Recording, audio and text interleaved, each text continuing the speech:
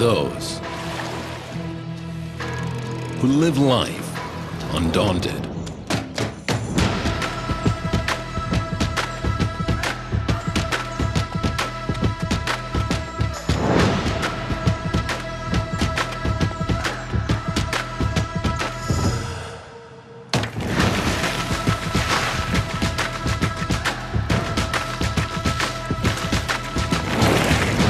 Are you one of those who seek the edge?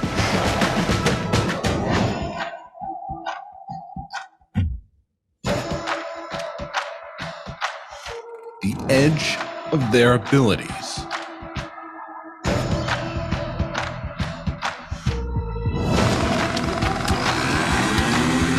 Where sky is limitless.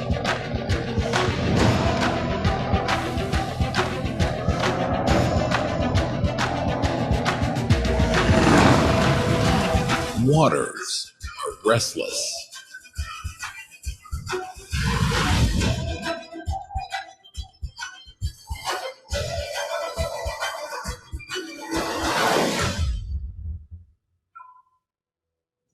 The way of living is timeless.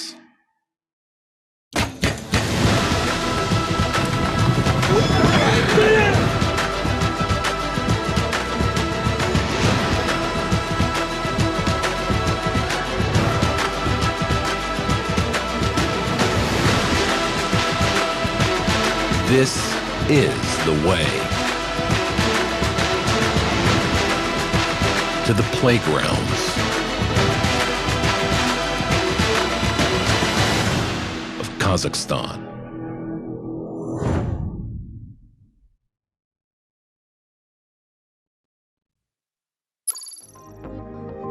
Discover Kazakhstan as a new strategic location at the crossroads of Europe and Asia. Develop and grow your business in the leading logistics, trade and business hub. Invest in a country with a great business climate, robust legal system, tax regime and advantageous investment incentives. Employ a well-educated, highly skilled and multilingual workforce. By investing in Kazakhstan, you invest in the largest economy of the region, where the growth and prosperity of your business will always be our key priority. Invest in Kazakhstan. Seize the best opportunities in the heart of Eurasia.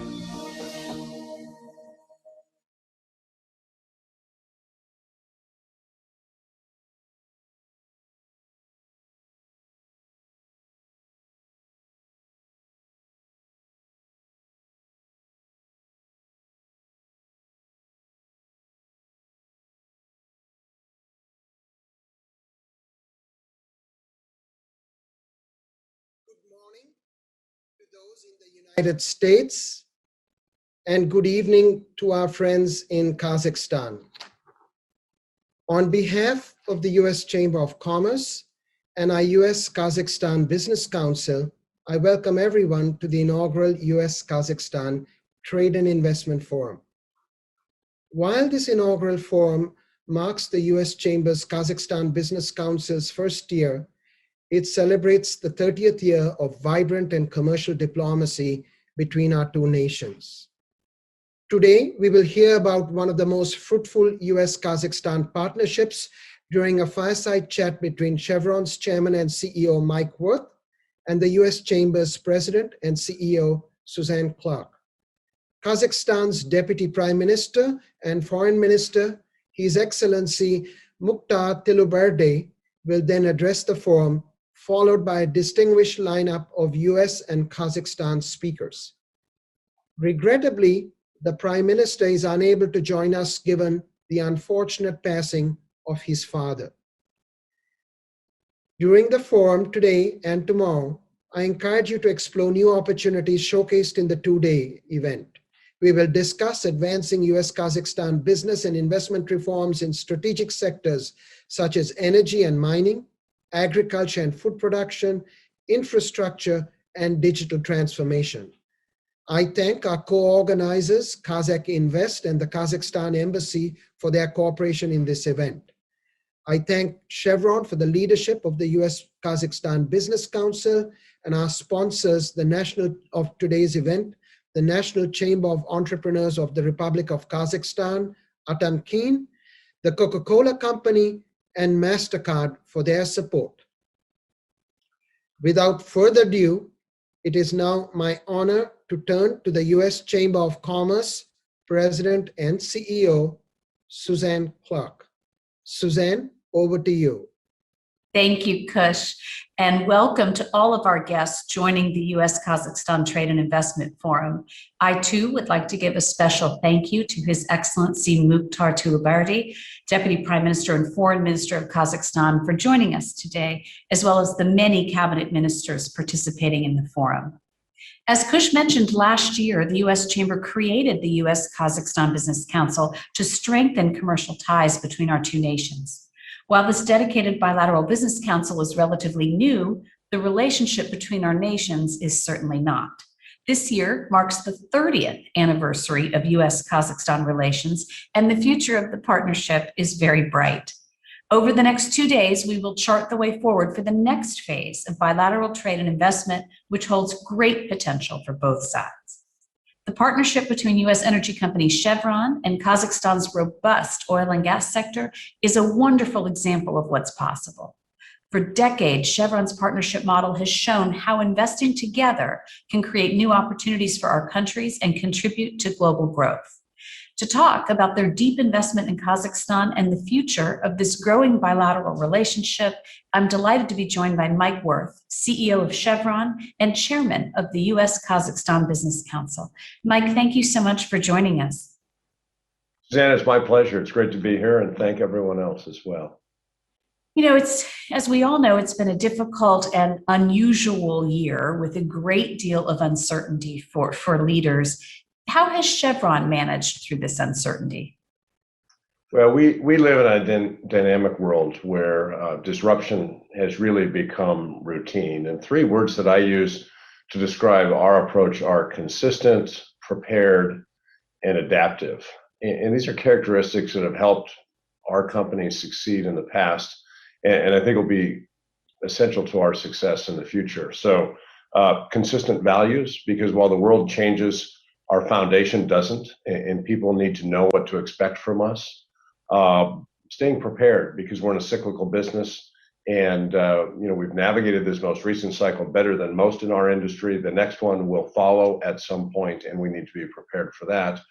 And then adaptive, because we live in a dynamic world, and we all need to adapt as circumstances change. So through our history, we've navigated pandemics, depressions, world wars, and even energy transitions. What's next? Nobody knows for sure, but certainly there will be surprises that we will all face, and I know these three attributes will live on in Chevron. You mentioned energy transition, and of course, there's a lot of discussion over the weekend with the G7 on that exact topic. So as you think about increased energy demand over the coming decades, and yet changing and updating priorities from policymakers and other stakeholders, how is Chevron balancing those two things? Well, the energy transition is a popular topic of discussion wherever I go these days. But it's also important to remember that the energy system has always been in transition, and it's also grown steadily since the beginning of the Industrial Revolution, which has led to prosperity and a quality of life that's really the best that it's ever been. The energy system serves many purposes, not the least of which is ensuring that we lift people out of energy poverty. And energy creates economic, social, and individual opportunity. As a global company, we continue to remain focused on the needs of growing economies around the world and the energy that will power them in the decades ahead. So our approach to the energy transition focuses on areas where we think our core strengths allow us to best contribute. We're lowering the carbon intensity of our own operations while increasing the use of renewables and offsets to support not only our business, but our partners and our customers. And we're also developing renewable energy projects to power our operations. In fact, we're looking at developing a project like that in Kazakhstan.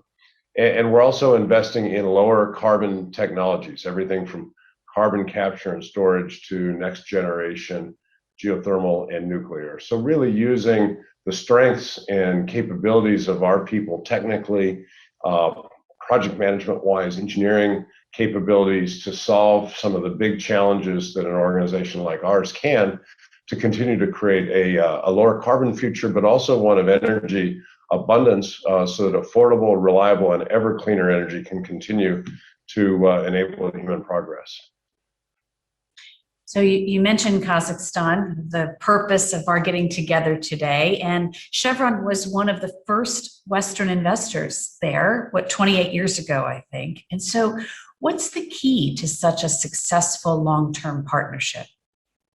It's a great question, Suzanne. For me, it comes down to a few key factors: trust, transparency, and partnership.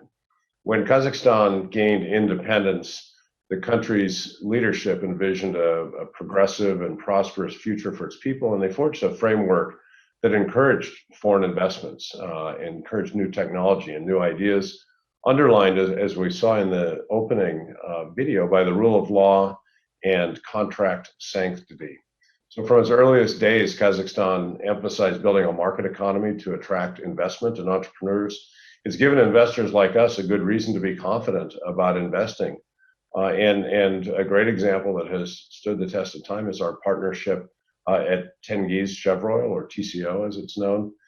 So our journey began on this foundation of trust, transparency, and partnership, really between the leaders of our company and the country back in the very early days. And from there, our relationship has thrived. Our partnership's a catalyst for boosting the economy, creating jobs, supporting businesses, building communities, and advancing sustainable development. Since the beginning, as you say, 28 years ago, TCO has made direct financial payments of over $150 billion to Kazakhstani entities through wages, local goods and services, government taxes, royalties.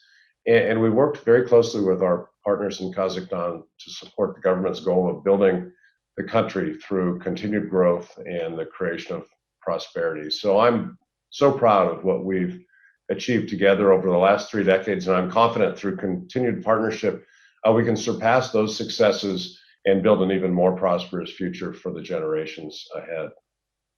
You know, Mike, you use words trust and confidence and partnership, really important words in any relationship. And so over the past year, when the times have been particularly challenging and uncertainty, I think you were building that trust and confidence as well with your pandemic responses in Kazakhstan. Can you tell the group a little bit about that? Sure. So first, our thoughts are still with everyone affected by the pandemic. It has challenged and continues to challenge the health of millions of people around the world and the economic engine that sustains our way of life. We know in certain parts of the world, people have optimism and are seeing real progress. In other parts of the world, it continues to present a very immediate challenge. Our people have worked tirelessly on the ground in Kazakhstan to secure more than 14 million doses of essential medicines that have been donated to health providers and hospitals, 400,000 sets of PPE to keep frontline workers safe. We've trained over 1,000 emergency healthcare responders and helped more than 1,000 small businesses protect their jobs and their people. We're working with TCO and local authorities on a vaccination program. Since early April, more than 20,000 workers and business partners have received their first dose, and thousands have now received their second. We're also constructing an infectious disease hospital in the local community to ensure we've got the capacity to treat people who fall ill, not only employees and contractors at TCO, but members of the local community. And at the same time, our people have been working extended shifts and work schedules to maintain safe operations at the operating facilities that deliver the energy needed to power the homes, the hospitals, to transport medical patients and supplies and maintain the daily essentials that support life in Kazakhstan and elsewhere in the world. So we talk a lot about the power of what we call human energy at Chevron, which is our people and their commitment to the communities where we operate, to the partners that we have. And through the pandemic, I think we've seen that in action, and I just couldn't be prouder of the performance of our people all around the world. I love that concept of human energy. Do I have to cite you when I use it, or can I plagiarize at will? I think you can use it as long as you give us a little bit of support along the way, Suzanne. I love that idea. And really, when you talk about human energy in the pandemic and everything that you've done in Kazakhstan, it's just a piece of your corporate citizenship in that country. Is that right? It is. I mean, for Chevron, everywhere we work, we strive to build lasting partnerships to create prosperity now and for decades to come. And I think Kazakhstan is just a really wonderful example of that. We focus in a few key areas: improving health, enhancing education, and fostering entrepreneurship in small businesses. In total, Chevron, in our time as a partner in Kazakhstan, has invested more than $500 million in projects that enable human progress and support the country in achieving its long-term goals. In the last decade alone, we've supported more than 300 unique social projects in Kazakhstan. Our STEM education initiatives, for instance, have reached hundreds of thousands of teachers and students, setting children on path to a higher education. That was mentioned in the opening video as well, and I can't tell you how talented the young students that we hire as they graduate from universities in Kazakhstan, how smart and well prepared they are, and what important roles they play in our business. Through our support for things like youth centers that offer technical and vocational training, we're helping build skills and capabilities for people that don't advance to a four-year education but have the motivation to seek out employment in various important industries that support the growth of the economy. And our support for small businesses and entrepreneurs through seed funding, training, and mentorship is just essential to build that capacity to diversify the economy and build up a robust system of support within the country. And so, in addition to our contributions, TCO, our joint venture, has invested over $2 billion in social programs and projects in the Adarau area, which is where many of our people are located. And while these examples are just a snapshot, one thing I'd say is very clear, and it's the strength of our relationships with community partners that have grown over the years, and the government as a partner as well, that have helped drive the success of these efforts and really developed a human capital in Kazakhstan. And just another example of the power of partnerships that fuel the economy, that create prosperity, and that unlock potential and change lives. You know, Mike, at the Chamber, we wake up every day to try to support businesses like yours, organizations like the U.S. Kazakhstan Business Council, all because we believe in the problem-solving ability of business and the opportunity creation that exists when businesses get involved. And this conversation has been such a great example of solving problems, looking to the future, creating opportunities of, as my friends at Chevron like to say, human energy. It's just been a great conversation. I really appreciate your time this morning and look forward to the next 2 days and talking more about the U.S.-Kazakhstan relationship and how much more we can do together. Thank you for this morning. Thank you, Suzanne. And I think now it's my turn to just take the floor and move us along. It's a pleasure to be here with everyone today among esteemed company to celebrate 30 years of U.S.-Kazakhstan trade and economic relationships. I'd like to thank Kazakh Invest and the U.S. Chamber of Commerce's U.S. Kazakhstan Business Council for co-sponsoring today's event. 2021 marks an important milestone for the Republic of Kazakhstan, 30 years of the country's independence.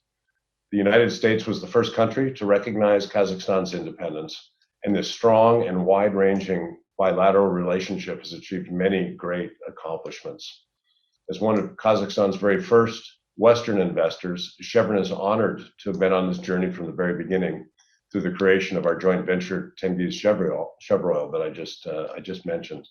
And over this period of time, we've worked together to develop key resources, build local capacity and capability, sustainable supplier base, and create prosperity through thousands of jobs and improve the well-being of local communities. It's something we're incredibly proud of. It's now my pleasure to introduce Deputy Prime Minister, Minister of Foreign Affairs, Mukhtar Tleuberdi. He was appointed as Deputy Prime Minister, Minister of Foreign Affairs in January 2021 after serving as Minister of Foreign Affairs and Kazakh ambassador to a number of countries, including Malaysia, Indonesia, and Switzerland. Your Excellency, I look forward to your remarks and understanding how all of us here today can look for opportunities to help you achieve your priorities and goals. Thank you. Thank you, dear Mr. Weir, dear Ms. Clark, dear participants, ladies and gentlemen. It's my pleasure to welcome all of you today at the Kazakhstan-US Trade and Investment Forum. First of all, I would like to express our gratitude to the US Chamber of Commerce as well as the US Kazakhstan Business Council for their support in organizing this event. I am confident that today's forum will contribute significantly to the development and strengthening of our trade and economic partnership in such key areas as agriculture, energy, mining, digitalization, and other sectors. The Kazakh side is represented today by a number of high officials, including ministers, chairmen of national companies, as well as the heads of the regional administrations of Kazakhstan. This year will mark the 30 years since the establishment of diplomatic relations between our countries, which have elevated to the level of enhanced strategic partnership 3 years ago. During this period, a solid architecture of bilateral cooperation has been built. Since 1991, American companies have invested more than $54 billion in Kazakhstan, and in total today, over 560 enterprises with American capital are successfully operating in our country. We appreciate their contribution to our economy, and we will continue to provide support and assistance necessary for their further growth and development in Kazakhstan. I'm encouraged that Kazakhstan remains as a top business destination in Central Asian region, and US foreign direct investment continues to nurture and grow our economic, social, and cultural ties. Kazakhstan, as a leading economy and driver of the region, is fully committed to further deepening relations between Central Asia and the United States. In this context, we commend the official launch of the Central Asia Investment Partnership that creates enabling environment to bolster economic opportunities in the region for the benefit of our economies. In light of this, we regard the MOU signed on January 7th between Kazakhstan leading financial institution, the Astana International Financial Center, and the American Development Bank, the USDFC, as a unique mechanism to advance private sector projects that exemplify international standards for quality infrastructure and promote inclusive, transparent, and sustainable investments. The government will continue to undertake all necessary efforts to make resources available to raise at least $1 billion over 5 years to support mutually beneficial projects. The government is also actively working with the US agri-sector leaders such as Tyson Food, Valmont Industries, Agco, Global Beef, and others to tap into Kazakhstan's vast natural endowments and nurture local capacity through American cutting-edge technology and strong expertise. We have hard-driving ambitions to fulfill our commitments and agreements on the development of sustainable and robust agri-sector in Kazakhstan. A month ago, on the May 14, we signed the $460 million loan agreement for the sustainable livestock development with the World Bank. It's a great step to unleash full potential of Kazakh livestock industry and to achieve a 10% increase in the share of public expenditure for sustainable beef production and processing, as well as a threefold increase in the value of beef exports. Today, as we celebrate 3 successful decades of our bilateral cooperation, I believe the forum will give impetus to the further strengthening of our long-standing partnership and galvanize our future efforts. I hope we can continue working together in the post-pandemic world to revive our industries and communities, generate more jobs, and create an economy that is resilient and can withstand any future shocks. I invite American companies to explore vast business opportunities in Kazakhstan to create joint ventures and open production facilities in our country. Later, my colleagues will make a detailed presentation on Kazakhstan investment climate and business opportunities in the various sectors. From my side, I would like to assure you that the government of Kazakhstan is ready to provide full support and assistance to any business and investment initiatives. Thank you for your attention.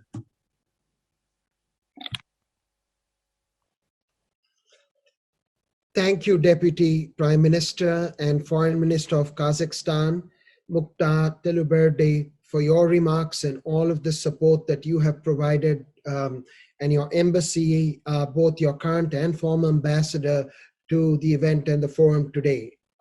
We at the Chamber and companies led by Chevron and Mr. Wirth and all of our other members will certainly look to enhance and continue the relationship. And in that vein, we are now honored to have as our U.S. government speaker. The State Department works very closely with us, as does the Department of Commerce and others, the Department of Energy as well. We are honored to hear U.S. Acting Undersecretary of State, Ambassador Marcia Bernacat. Ambassador Bernacat, we thank you for joining us today and look forward to your comments. Thank you so much. First, let me offer condolences to the Prime Minister and his family and to the nation on the loss of his father. Deputy Prime Minister, other officials, it is a real honor to be with you today to kick off the first International Business Forum since the launch of the U.S. Kazakhstan Business Council last fall. Whether you have been doing business there for 1 year or going on 30 years, you cannot miss the possibilities of this rich land and its people.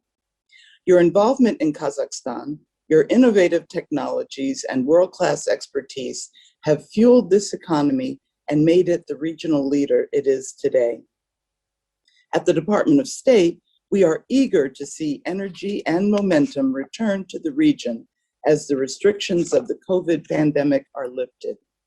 Economists seem confident there will be an economic rebound as COVID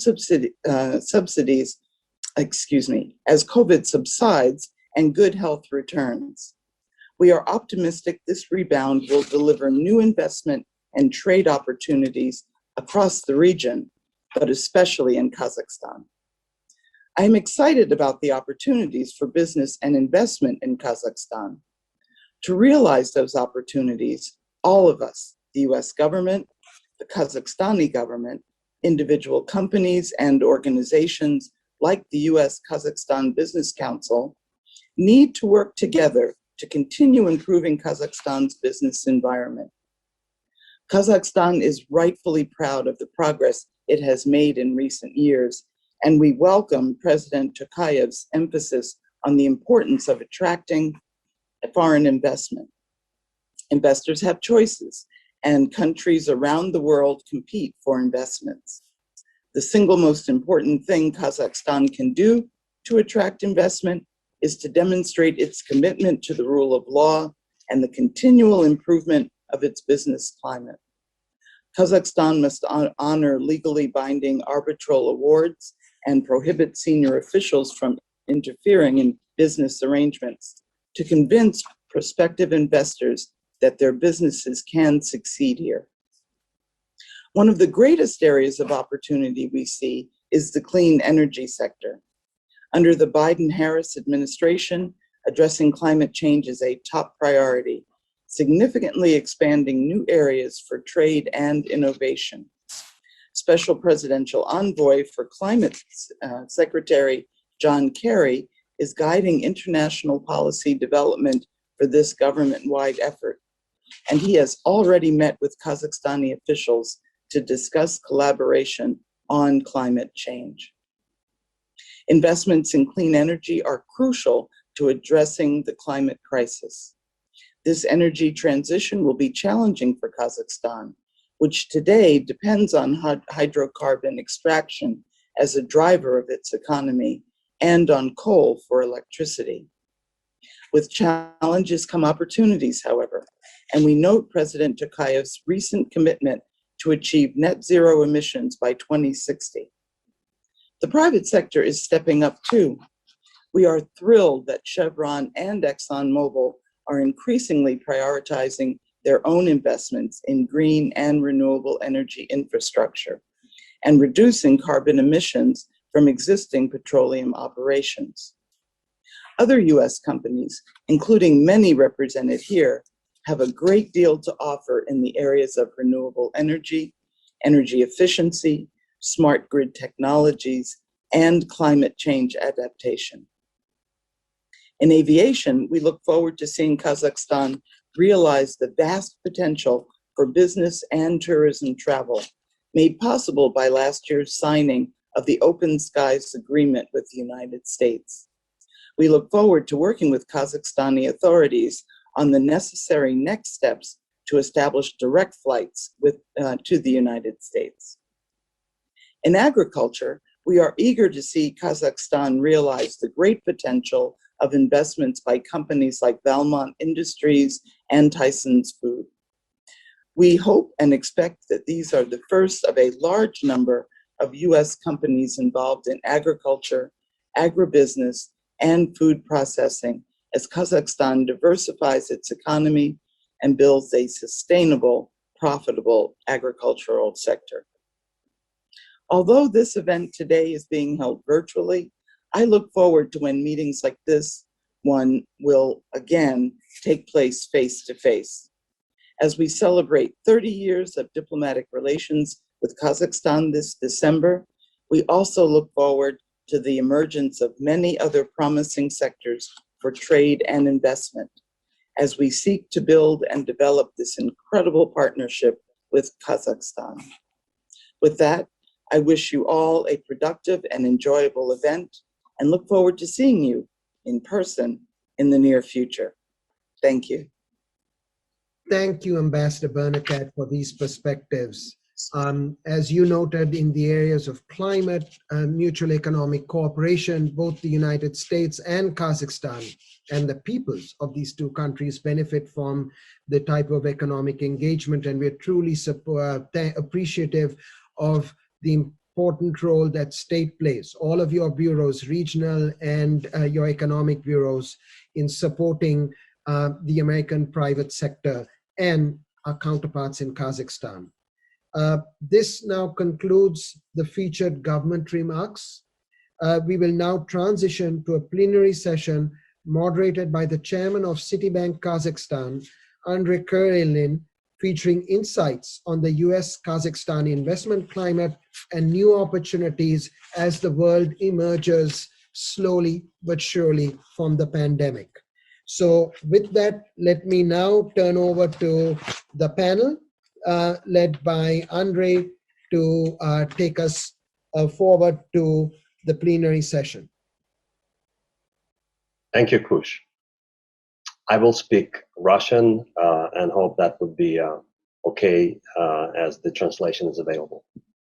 Уважаемые участники и гости форума, меня зовут Андрей Курилин, я возглавляю подразделение Citigroup в Казахстане и вхожу в правление Казахстана-Американского делового совета при Торговой палате США. В течение ближайшего часа я буду модератором панели на тему Казахстано-американское экономическое партнерство в постковидное время, новые возможности для инвестиций.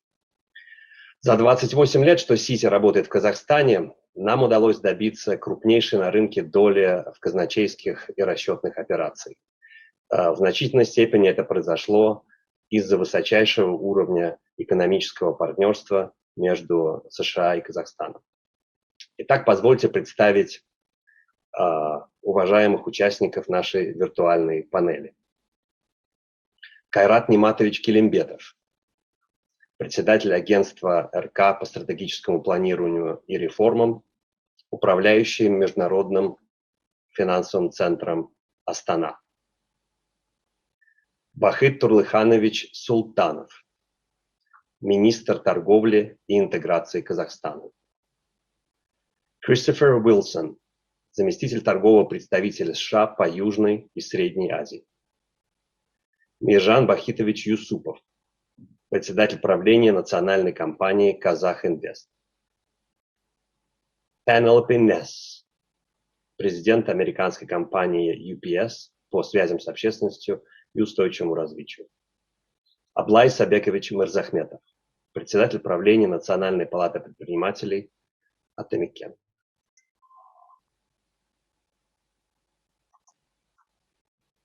Я буду задавать вопросы участникам панели. У каждого из них будет 3 до 8 минут для того, чтобы сделать ремарки.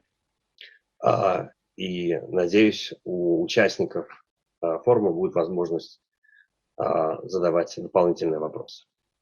Первый вопрос к Кайрату Ниматовичу. За последние десятилетия не раз предпринимались попытки создать на территории Казахстана региональный финансовый центр. Лишь под вашим руководством создание проекта увенчалось успехом. Опыт строительства МФЦА наверняка окажет вам добрую службу и на поприще руководителя нового агентства. Пользовались ли вы американским опытом в ваших начинаниях последних лет? И как еще можно использовать работу с американскими партнерами на благо экономических реформ? Well, first of all, thank you very much, Andrei, for your question. If you don't mind, I will explain the background of Astana International Financial Center for those who doesn't know in details. This is the creation of Astana International Financial Center is part of the huge legal and economic reforms in Kazakhstan towards rule of law, towards the diversification of the economy. The first time this initiative been announced by first president of Kazakhstan, Nursultan Nazarbayev, in 2015, and in 2018 already the AIFC become already operational, and basically it's a very much similar which was done in the same area to create financial hub in the region when it was done in Dubai or Abu Dhabi or Qatar.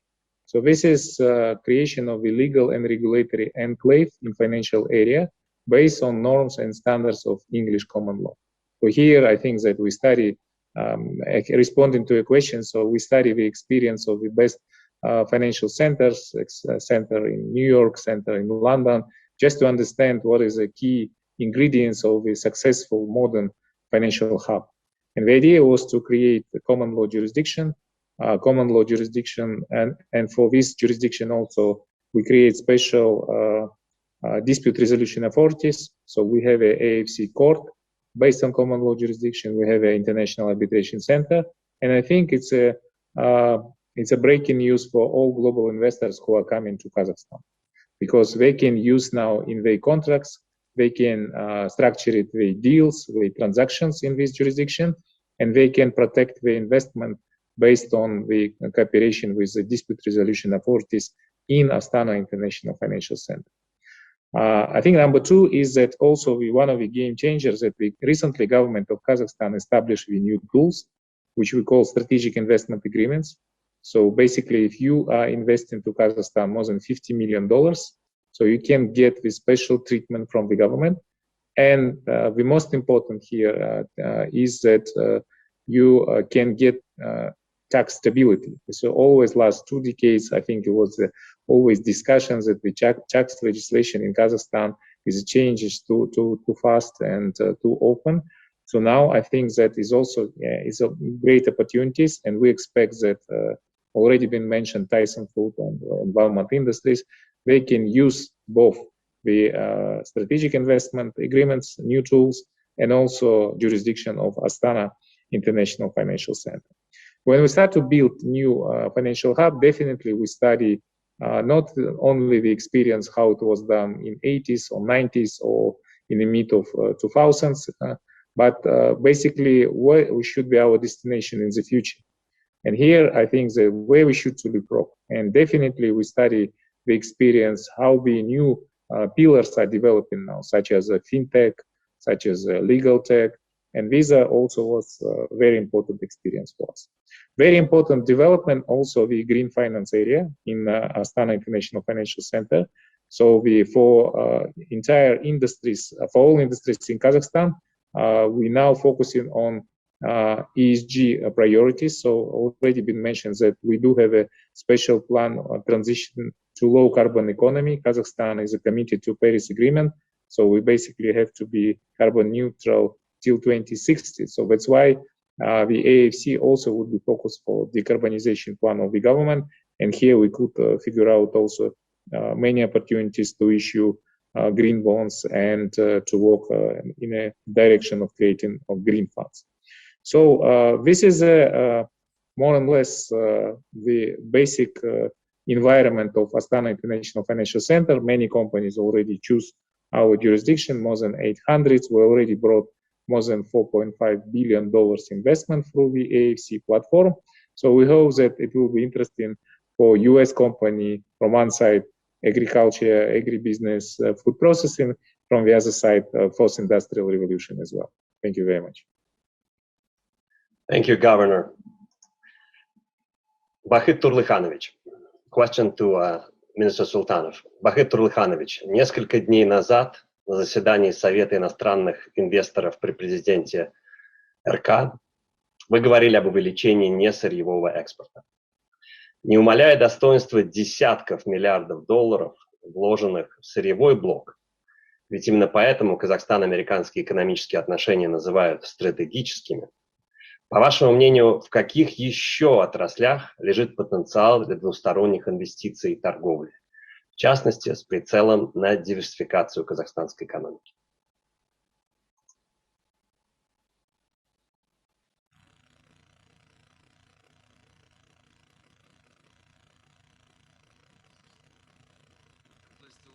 The participants of the Kazakh American Economic Forum today. Let me congratulate you on the 30th anniversary of our trade and economic relations and express hope for further mutually beneficial strategic cooperation. The economic and social upheavals caused by COVID-19 have had a huge impact on the entire global trade chain.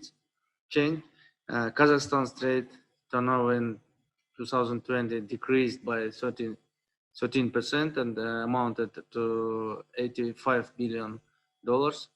Mutual trade with the United States also declined by 25%. Unfortunately, based on the results of the 4 months of this year, we can see the negative trend has remained.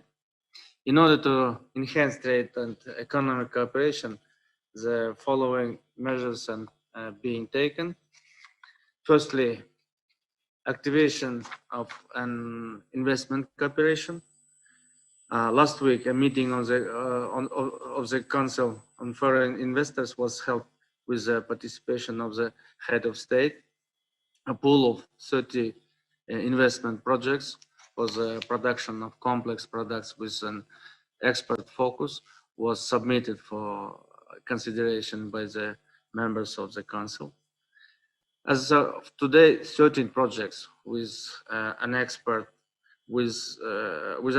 potential of $2.4 billion have already been implemented. Among them is a joint project involving American investments by Tyson Foods with a total capacity of at least 60,000 tons and processed meat products. We are ready to continue cooperation on the remaining 17 projects, implementation of which will increase the additional export of Kazakh products in the amount of $2.3 billion.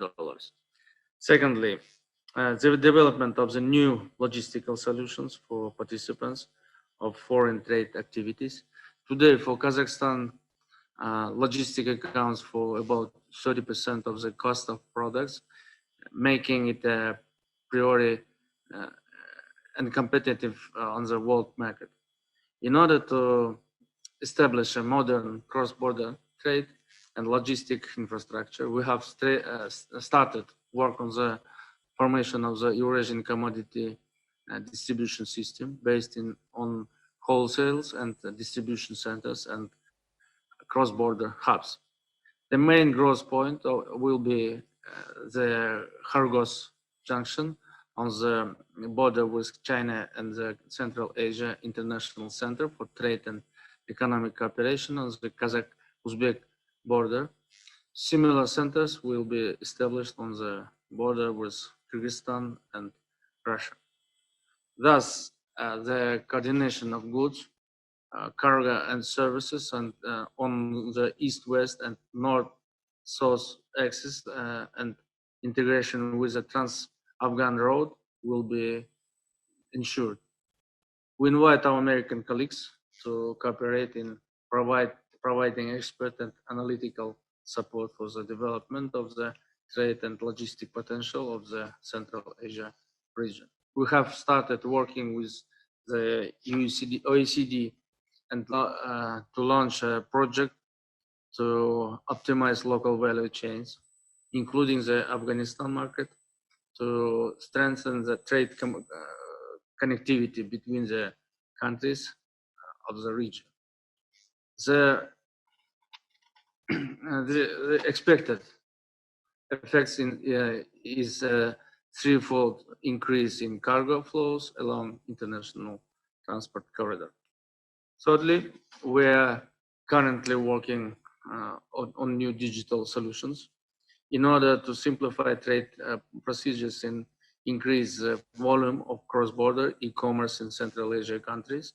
A 4 years Ready for Trade Central Asia project is being implemented jointly with the International Trade Center. The issue of digital trade automation is being worked out, including the automation of technical regulation processes to combat gray and black certificates. For the expansion on development of e-commerce, extensive opportunities of e-commerce are actively used. Thus, the inclusion of Kazakhstan in the list of verified countries on Amazon opened a new window of opportunity for Kazakh producers in the American direction. I hope that these initiatives will help to effectively transform business processes and eventually lead to positive results in the context of all trade and economic relations. Thank you for your attention. Большое спасибо, Бахытур Ilkhanovich. Thank you very much, Minister.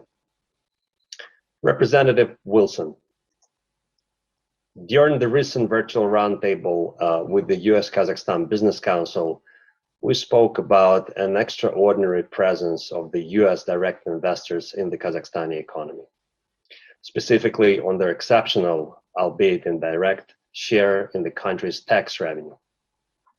Where is Kazakhstan in the list of priorities in your regional agenda? And how do you see the future of the bilateral economic relationship?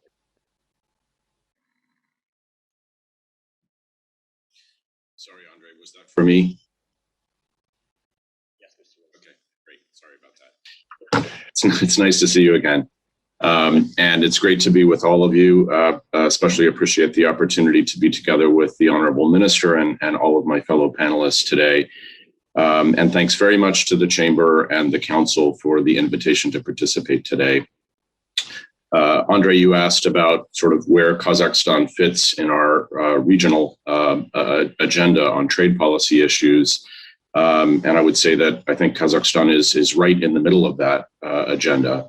Many of the participants will recall that the sort of organizing structure that we use to engage with Kazakhstan and others in Central Asia on trade and investment policy issues is our Trade and Investment Framework Agreement.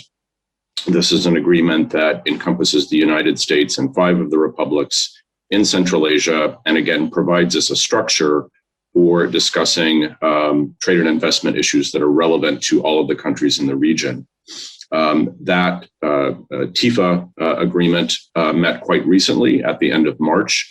We had a very successful meeting, and I think it's always useful, even virtually, to get officials together to talk about issues that are top of mind. And I would say quite sincerely that throughout the course of the TIFA's existence, Kazakhstan has played a quite critical leadership role within the region. And I think that's both a function of the size and dynamism of Kazakhstan's economy, as well as the sophistication and skill level of the civil servants from the government of Kazakhstan with whom we interact in the TIFA mechanism. Let me cite just a few of the areas that we're focusing on under the TIFA, because I think each of these is quite relevant to the theme of this meeting, which is building a stronger investment climate in Kazakhstan and also creating stronger foundations for growth in trade and investment between the United States and Kazakhstan. So the areas that we're focusing on with Kazakhstan under the TIFA include, in particular, digital trade. And I was very happy to note Minister Sultanov mentioning this as a priority as well. One of the major outcomes of our March meeting was, in fact, to agree to establish a new working group where we can look at many of the, frankly, very complex issues surrounding the regulation of the digital space in a way that maximizes and promotes the ability to conduct trade and expand trade in a digital environment. And so we're very excited to begin working with Kazakhstan and others in the region as we stand up that new working group on these issues. We're also using the TIFA to focus on issues related to the protection and enforcement of intellectual property rights. Our experience with trading partners around the world has been that the ability of investors to see that their intellectual property and the products of their innovation are effectively protected under the law and through effective law enforcement are a critical element in promoting a positive investment climate. We are fortunate, I think, to work with some very capable officials in Kazakhstan's government on these issues, and we see a lot of progress being made. Another area that is getting consistent attention in our relationship with Kazakhstan is the whole set of issues surrounding customs and trade facilitation measures, basically the nuts and bolts of getting goods across borders. And we know, of course, that in Central Asia, given some of the connectivity challenges, as you know, we need really to emphasize consistently the ability to reduce the burdens at the border and simplify procedures wherever possible. Another area that we're quite excited about is working with Kazakhstan and others in the region on issues related to the economic empowerment of women and ensuring that women are fully represented in trade between our countries and are given a more prominent voice and a prominent role in defining how our countries trade with each other. And so we're looking forward to reviving some of our activity in connection with those issues. So those are just some of the issues that we're addressing under the TIFA, and again, relying very extensively on the expertise and the energy of our Kazakhstan colleagues in making all of this work happen. Just a few other things that I'll mention very briefly. We, as part of our engagement with Kazakhstan on trade and investment issues, do engage across the board in advocacy that targets transparency and predictability in all of the policy mechanisms that touch on investment, from approval to the respect for arbitral awards. Again, these were issues that were mentioned by Ambassador Bernakat as well. And again, extremely important for potential investors to see a framework of regulations and policymaking that is as transparent and predictable as possible. A very important area for the Biden administration in the context of our broader trade policy is related to the effect of trade on working people. My boss, Ambassador Catherine Tai, the U.S. Trade Representative, gave a speech just last week focused on this issue of a worker-centered trade policy. And one thing that will mean for us is that I think we will be intensifying the dialogue that we hope to have with our trading partners around the world, including in Central Asia and including Kazakhstan, on issues related to the protection and enforcement of internationally recognized worker rights. We've had a very robust dialogue with Kazakhstan on these issues for a number of years. We recognize that Kazakhstan has made important progress in updating its legal framework for the protection of worker rights. And we are very interested in sustaining that dialogue and working closely with Kazakhstan on these issues as they're applied in practice. Finally, I was really pleased that Minister Sultanov mentioned the importance of the relationship with Afghanistan. The United States, in its engagement with Kazakhstan, also always has Afghanistan in our consciousness, and we appreciate very much the efforts that Kazakhstan is making to draw Afghanistan into the region from an economic and trade perspective. We hope eventually to include Afghanistan directly within our TIFA mechanism, and Kazakhstan has been a very important ally as we have sought to build support for that over recent years.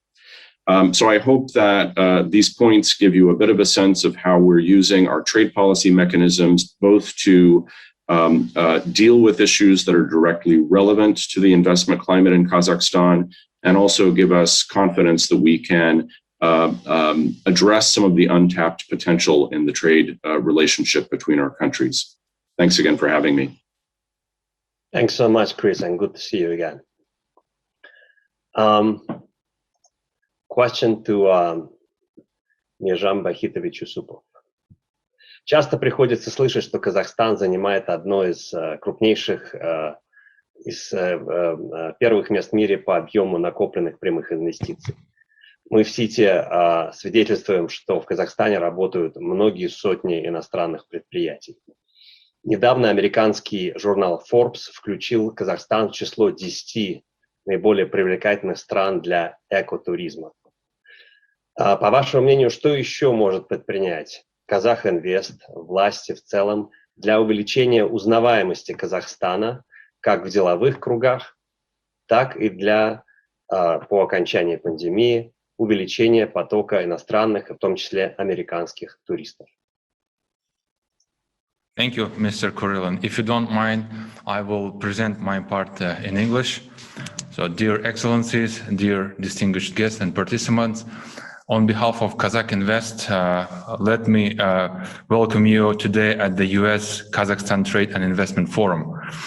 So, since the very first years of independence, Kazakhstan prioritized development of a market economy and attraction of investment in cooperation with international business community, thanks to the political stability, strategic location at the crossroads between Europe and Asia, access to major markets, business-friendly environment, and comprehensive state support, Kazakhstan continues to draw an increasing attention of international investors. I should underline that investors' right protection is an utmost priority for Kazakhstan. There are multiple communication platforms at the highest level to address issues raised by investors, including the Foreign Investors Council chaired by the President of Kazakhstan and Investment Council chaired by the Prime Minister. The launch of the Astana International Financial Center that harbors English Common Law Court, the International Arbitration Center, as well as AIX Exchange provides world-class infrastructure to raise capital and grow business internationally. It is important to highlight that Kazakhstan has advanced investment support tools such as investment contract or priority investment contract, and the new initiative is strategic investment agreement, as was mentioned by previous speakers. For example, a strategic investment agreement ensures stability of legislation for up to 25 years. It offers tax and custom duty exemptions as well as provide land and infrastructure to investors. Consistent and systematic approach of the government to improve the business climate were noted by the World Bank, and now Kazakhstan ranks number 25 in the Doing Business report, climbing up 11 positions in the last 2 years. Kazakh Invest is an investment promotion agency of Kazakhstan, which provides one-stop shop services to investors from initiative all the way to the project implementation stage. Traditionally, warm and stable relations between Kazakhstan and the United States today have the status of an enhanced strategic partnership. Economic cooperation is an important part of our relations. As of today, over 500 American-owned companies operate in Kazakhstan. We deeply value their contribution to the national economy. Along with major players in the oil and gas sector, during the recent years, we observe a gradual increasing interest of the American business in the processing sector, such as agribusiness, mechanical engineering, transport and logistics, and so on. Over the past 3 decades, the American companies invested over $53 billion into the Kazakhstan's economy. In 2019, volume of foreign direct investment from the U.S. has reached a record level of $5.5 billion, accounting for a quarter of total inflow. As in the rest of the world, due to COVID-19 pandemic, there was a decrease in the investment flows last year. However, this year we see signs of recovery. Therefore, we are ready to work harder together with our American partners to restore and exceed the previously achieved indicators. Development of institutional cooperation is an important part of further recovery and growth. The U.S. Kazakhstan Business Council launched last year aims at advancing economic and commercial cooperation between our countries.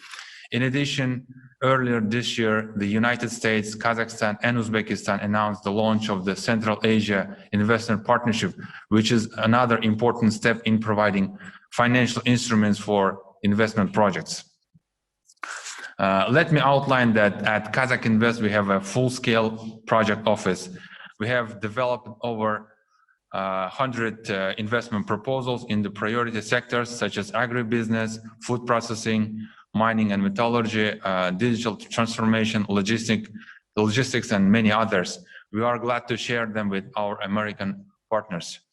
Kazakhstan serves as an important transportation hub connecting East and West and providing access to the market of more than 500 million consumers.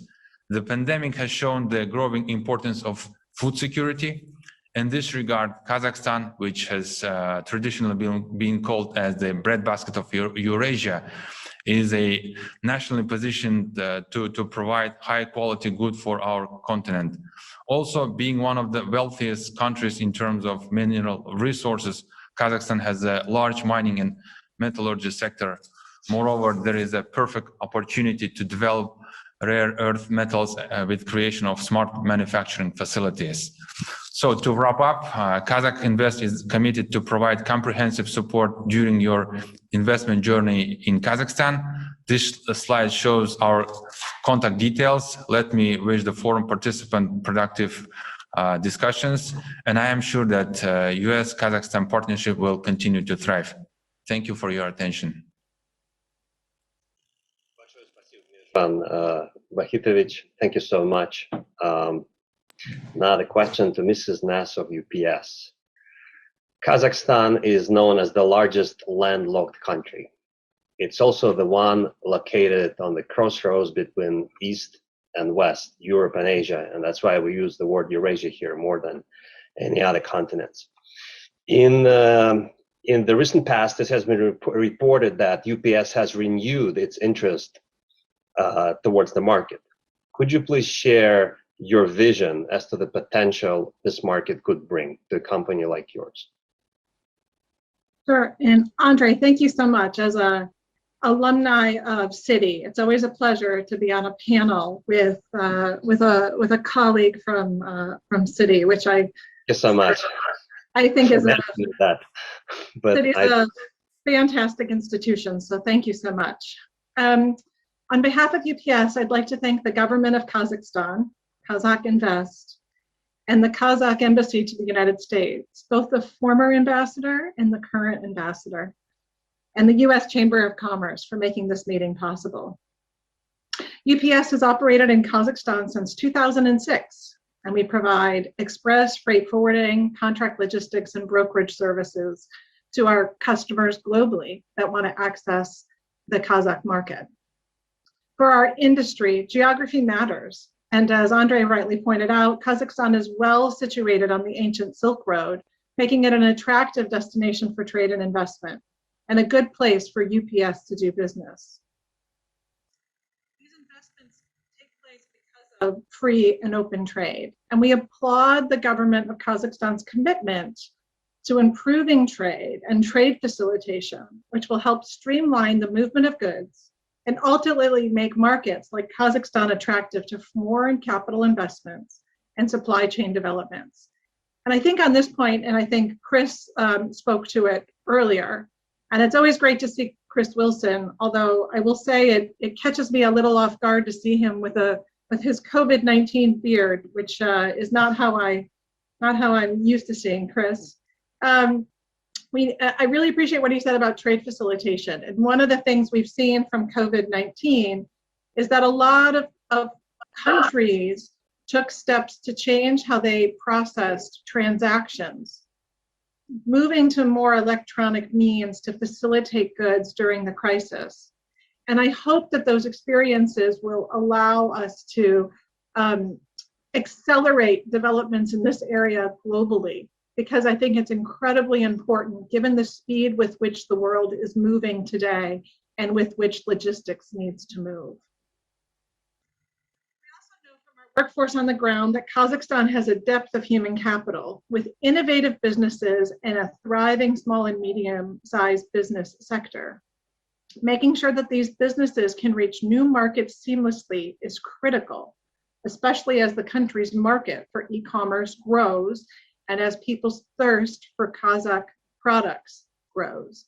And there, the ambassadors know I'm a huge fan of Kazakh honey, and so I look forward to the day that we're able to see more of that globally because it's just so yummy. Women's economic empowerment is another policy area where UPS and Kazakhstan stand eye to eye. And I think Chris has already referenced this as well as an area of opportunity that the US government is also focused on. At UPS, we've been working on this issue with the Kazakh government for a while, and I remember a extremely impactful event I did with Kazakhstan and with some small and medium-sized female entrepreneur companies that was just incredibly impressive. They're also full of energy. They're full of just a positivity that radiates from the screen. And I'm just, I'm thrilled that that is continuing to just grow and expand as we move forward. So 3 years ago at UPS, we launched a women's exporter program. It's an effort to enable women-owned businesses to strengthen their skills, to be able to export around the world. We worked on it as a three-pronged process. First was to help women entrepreneurs and women exporters to build their skills and fill knowledge gaps. Second was to build market access, ensure that women business owners know the opportunities for growth, how the world is moving, particularly with digital, to help them distribute their goods globally, and then help them connect with others around the world, building their networks for possible customers. And then last, and here we've been working very closely with not only the Minister and Ministry of Trade, but also with your incredible ambassador in Geneva, Ambassador Atsanova, who has been working with us to talk about how we can use trade to ensure that women have full access to the globe, and that trade rules are written in such a way that they're very inclusive and they allow all companies to have equal access to export opportunities. At UPS, we believe the combination of smart trade policy and women's empowerment go hand in hand and create an environment that attracts investment and creates closer economic ties, the kind of ties that all of us are trying to build at today's event. Before I close, I just want to commend the government of Kazakhstan's leadership on the WTO's Ministerial Conference number 12. This has been an extraordinary year in global trade, and while we are all disappointed that we couldn't be in Nur Sultan for MC12, we're pleased that Kazakhstan has continued to drive the WTO agenda that promotes the rules-based trading system. And we look forward to your continued leadership in the run-up to November. Thank you so much for having me here today, and I look forward to further conversation with all of you. Thank you very much. The last participant of the panel, председатель правления Палаты предпринимателей, Национальной палаты предпринимателей Атамекен, Аблай Сабекович. По мере того, как в Казахстан приходит все больше иностранных, в том числе американских инвесторов, многие из них статистически подпадают под определение среднего и малого бизнеса. Атамекен часто выступает своеобразным адвокатом представителей МБС. На ваш взгляд, в каком направлении стоит действовать властям для поощрения предпринимательства, в том числе с иностранным участием? Спасибо, Андрей. Я рад сегодняшнему участию на форуме. Мои коллеги много рассказали о инвестиционном климате, и вы очень верно отметили, что малый и средний бизнес – это в фокусе нашей палаты, это наша основная деятельность. Мы не разделяем малый и средний бизнес по участию капитала, будь то это внешние инвестиции или это внутренний капитал. То есть любой малый и средний бизнес, компания, которая начинает свою деятельность в Казахстане, безусловно, находится под защитой и законной опекой палаты. Мы обладаем большим инструментарием для этого. Конечно, если образно говорить, мы всегда знали, что 3 составляющих для успешного развития бизнеса, в том числе малого и среднего. Безусловно, это хорошие правила или хорошие законы, которые дают гарантию инвестиций, защищают собственность. Это, безусловно, верховенство закона, то, что Казахстан сразу декларировал и реализует, и все, думаю, свидетели этому. Казахстан, безусловно, является лидером по всем этим реформам за последние 30 лет. Безусловно, это было сделано при помощи наших и американских коллег. Много мы опыта смотрели, особенно в вопросах верховенства закона. Вторая часть – это доступность капитала финансам. Это то, что нужно для успеха любого бизнеса. И здесь тоже Казахстан, наверное, один из первых из бывших постсоветских стран провел большую реформу финансовой системы. У Казахстана устойчивая и развитая финансовая система, банковская система. И третье – это, конечно, человеческий капитал, это кадры, которые необходимы для успешного развития бизнеса. Но сейчас я хотел бы сказать, что появился 4-й и немаловажный, очень важный весомый фактор – это доступ к информации. То есть сегодня информация, скорость доступа к информации, цифровизация этой информации, базы данных государственных, информации с рынка, маркетинг информации, она становится, безусловно, залогом успеха любого малого и среднего бизнеса. И думаю, что вот эти 4 составляющих по всем этим направлениям Атамекен вместе с правительством будет вести работу, чтобы создать условия для развития малого и среднего бизнеса. Уже мои коллеги отметили, что Казахстан как улучшил свои позиции, с 75-го места, сегодня Казахстан находится на 25-м месте в Doing Business, колоссальная работа была сделана. За последние 6 лет было инициировано 8 специальных законопроектов, улучшающих бизнес-климат в стране. Я хотел бы отдельно выделить и то, о чем говорил господин Келимбетов. То есть у нас есть и все, что обеспечит верховенство закона. Арбитраж, кстати, палата тоже обладает арбитражем, мы тоже участвовали в реализации этого законопроекта о развитии арбитража. Но то, что в МФЦА есть и английская юрисдикция, это все, безусловно, создает условия быть уверенным любому инвестору, быть защищенным в Казахстане.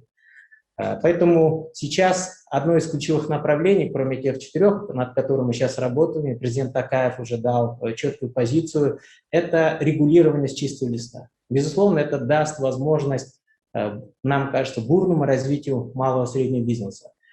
Буквально в ближайшие 2 года нам предстоит весь массив законов, это около 200 законов, полностью провести ревизию, аудит для того, чтобы обеспечить, написать новые простые понятные законы, на простых понятных принципах. То есть теперь закон должен регулирование касаться только сферы, если это касается здоровья, жизни граждан и экологии.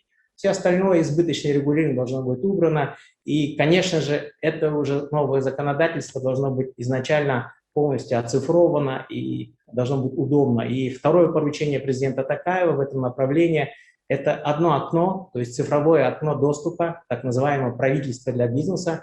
Оператором с этого года назначена наша палата. Мы эту работу вместе с Министерством цифровизации начали и уверен, что в ближайший год-полтора это даст, безусловно, успех для развития малого и среднего бизнеса. Здесь я хотел бы еще раз отметить, спасибо мистеру Уилсону и госпоже Наас, которые отметили роли женского предпринимательства. Немаловажный фактор в развитии малого и среднего бизнеса, особенно малого микро. И здесь палата тоже готова выступить партнером наших американских коллег, в частности, фонда DFC. Буквально недавно мы обговорили новую инициативу посольства США, мы признательны нашим коллегам. Хотел бы просто отметить, что наша палата реализует проект развития малого микробизнеса, именно обучающий. В этом году будет 5 лет. Она простая, понятная. В прошлом году мы его сделали полностью онлайн.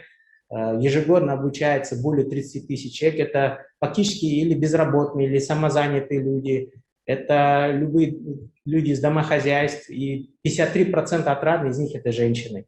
И это дает возможность женщинам защищать свои экономические права, иметь твердые доходы и, соответственно, менять роль и статус женщин в нашем обществе. И палата считает своим важнейшей задачей выполнение этой функции, и мы внесем в этот вклад, и здесь мы готовы с нашими коллегами активно сотрудничать.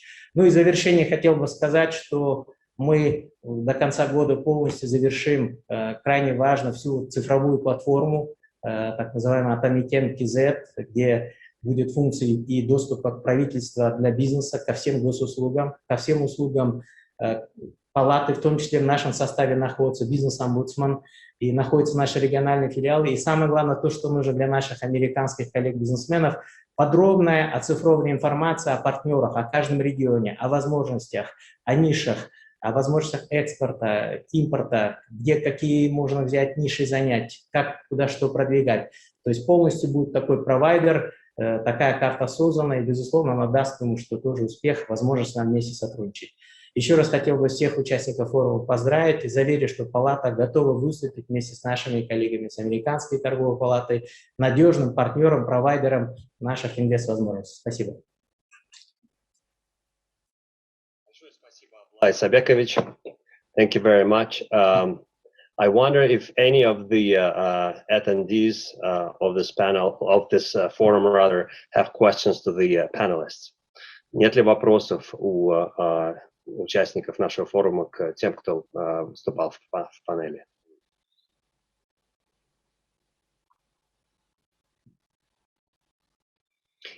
If not, I believe that the remarks were comprehensive and very, very interesting. And on behalf of Citi, a financial institution that has offices in 96 countries, I would like to reiterate that Kazakhstan stands second to none in terms of the openness of the authorities or the various wings of the government and government-owned institutions in terms of engaging foreign investors.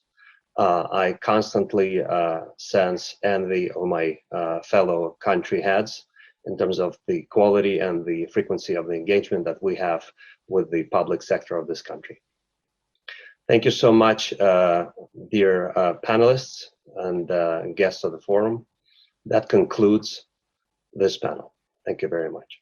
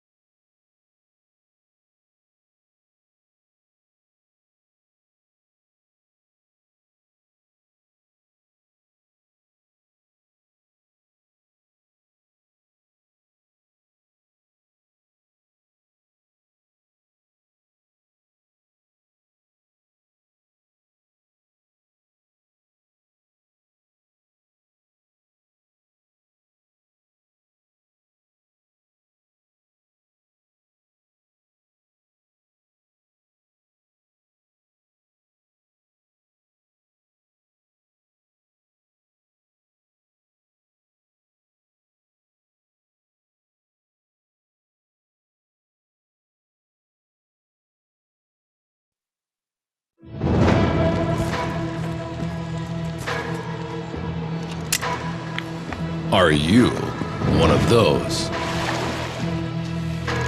who live life undaunted?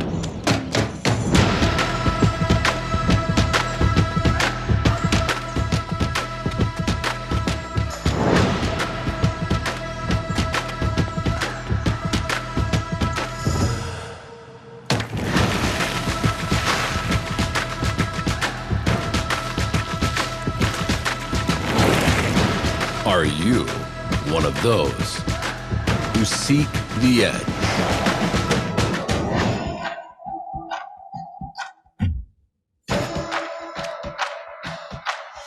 The edge of their abilities.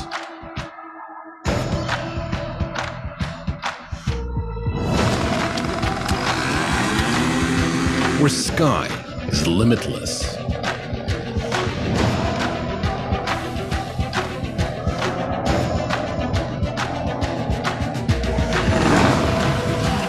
Waters are restless.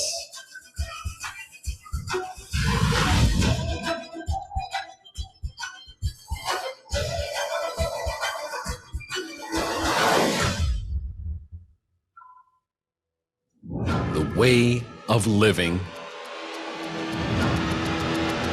is timeless.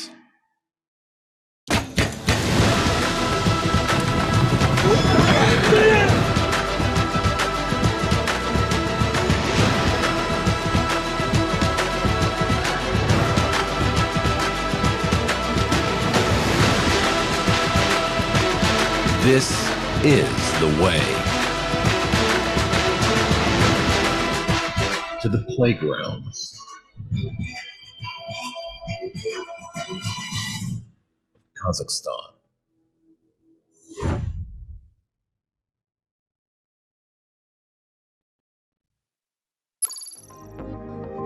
Discover Kazakhstan as a new strategic location at the crossroads of Europe and Asia.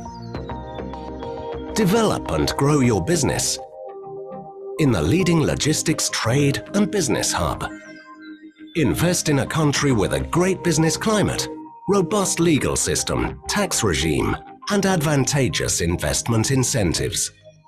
Employ a well-educated, highly skilled and multilingual workforce. By investing in Kazakhstan, you invest in the largest economy of the region, where the growth and prosperity of your business will always be our key priority. Invest in Kazakhstan. Seize the best opportunities in the heart of Eurasia.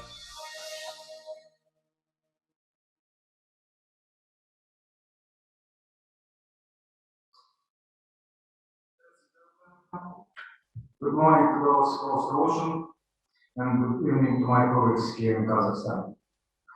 This year, we celebrate 30 years of the U.S. Kazakhstan trade and economic relations. But our ties grew much, much deeper. Today, I'd like to show you the evidence of that. A Broadway hit about the land of Turkestan recorded over 100 years ago in New York and found recently in the Library of Congress archives.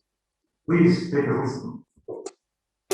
Turkestan, my oriental land, your temple bells are calling me. Mystic night, revealing wondrous sight, disclose a wealth of mystery. Land so fair, I'm longing to be there. My Turkestan, you're always in my dreams. As you can hear, Turkestan captured the imaginations of your fellow Americans a century ago. Across thousands of miles, it's no surprise for me.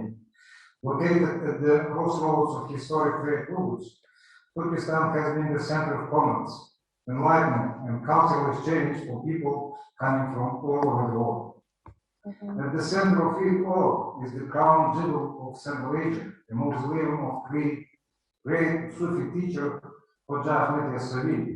Even the renowned archaeologist and art historian Michael Masson compared it to to Hagia Sophia in Constantinople in scale, complexity, and importance of the world culture.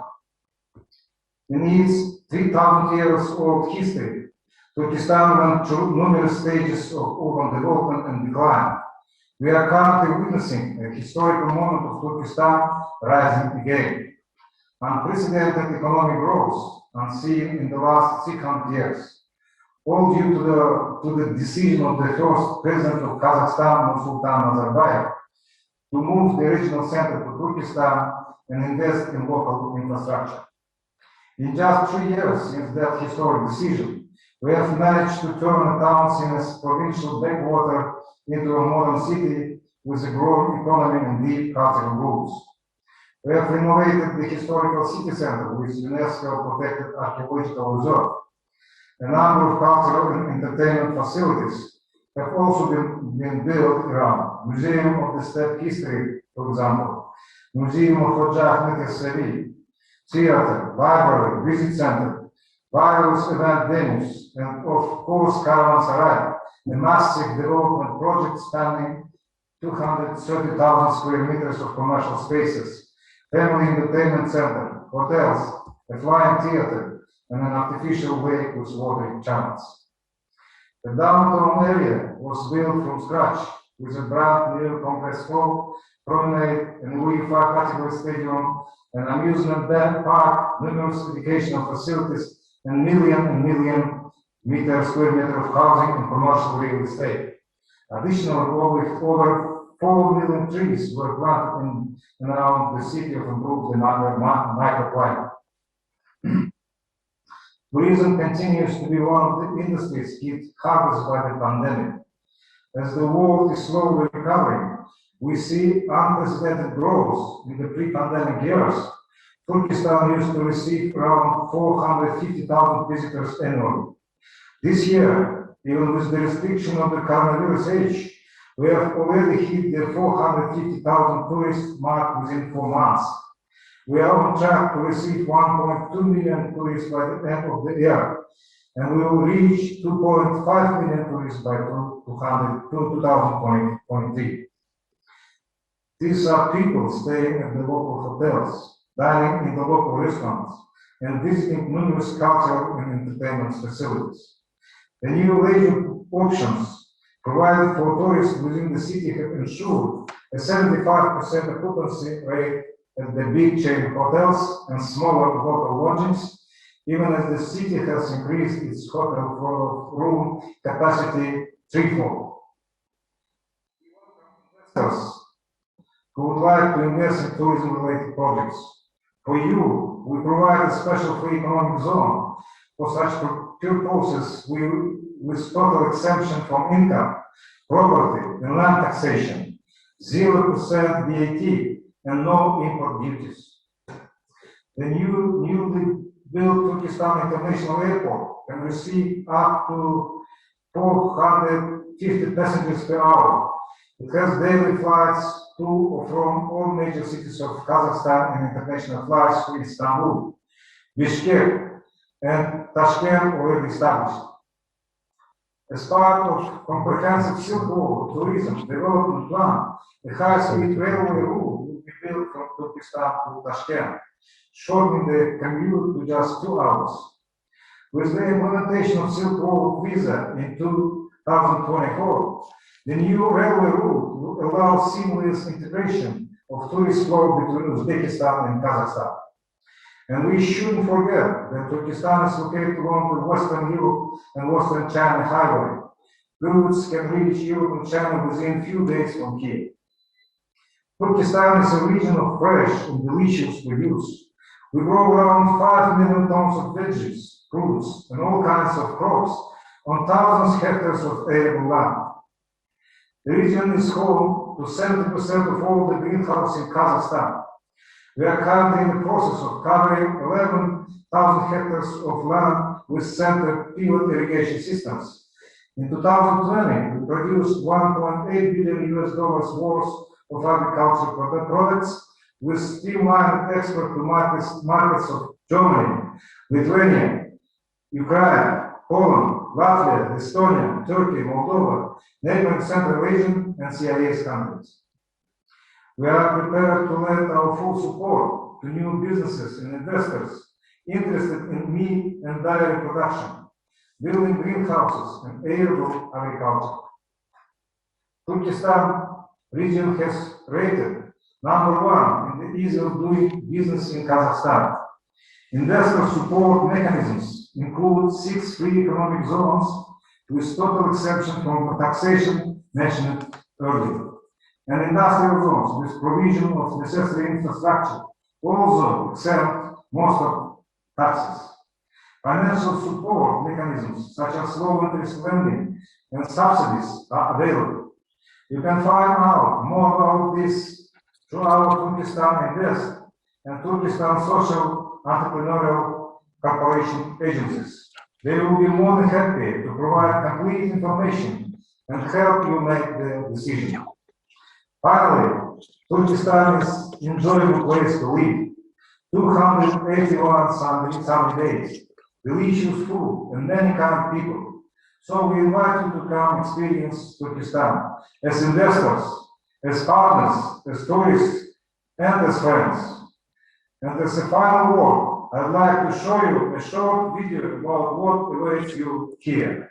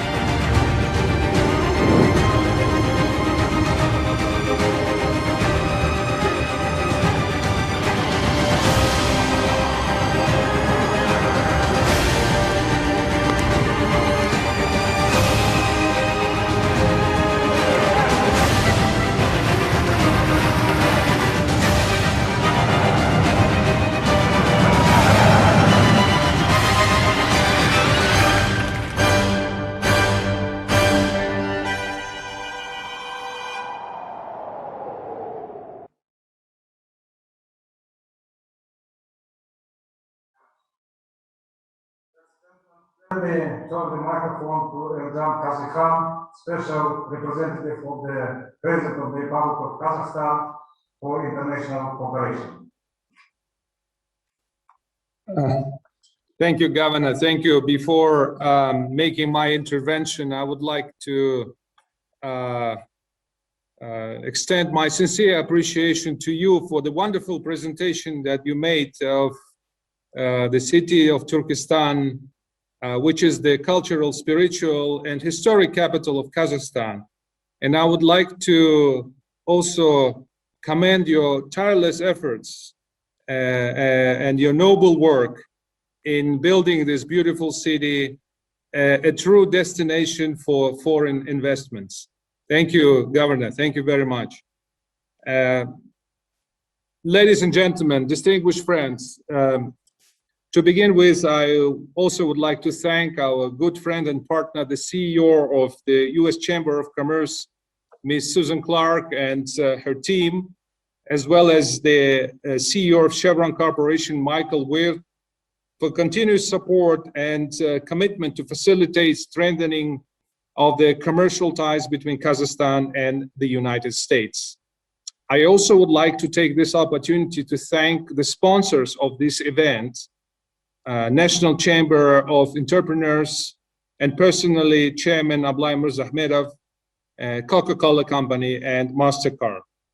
I'm delighted to see many longtime friends of Kazakhstan. I'm also very enthusiastic to welcome our new friends, trade partners, investors, and manufacturers.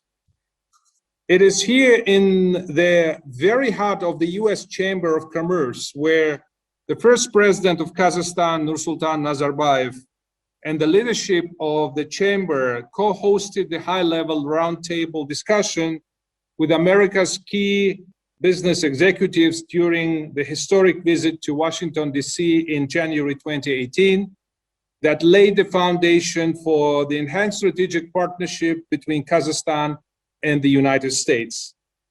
Kazakhstan's commitment to the principles of the enhanced strategic partnership has been also reinforced during the visit of President Tokayev to New York in 2019, where Mr. President personally met with the CEOs of major American companies.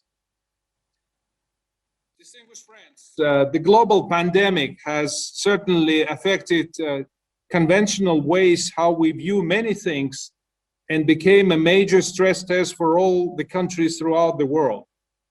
Beyond doubt, it changed the economic outlook for many years to come. Kazakhstan is taking concrete measures to overcome these negative consequences of COVID-19. Just recently, Kazakhstan started rolling out its homegrown vaccine known as KAZAKH. The vaccine was developed by Kazakhstan's Research Institute for Biological Safety Problems and demonstrated 96% of efficacy in clinical trials. Currently, our government is working on the potential registration of KAZAKH with WHO and FDA, and I would like to extend our sincere appreciation to the U.S. government for helping us in this process. Climate change, as it was mentioned earlier, is a global challenge of the 21st century. Kazakhstan was the first country among the CIS states to ratify the Paris Agreement. As a landlocked and developing state, we have no choice but to face the twin challenges of refocusing our economy away from fossil fuel and tackling climate change simultaneously. Kazakhstan stands committed to fight climate change and pledge to reach carbon neutrality by 2060. To reach this goal, we are planning to develop and adapt an ambitious development strategy.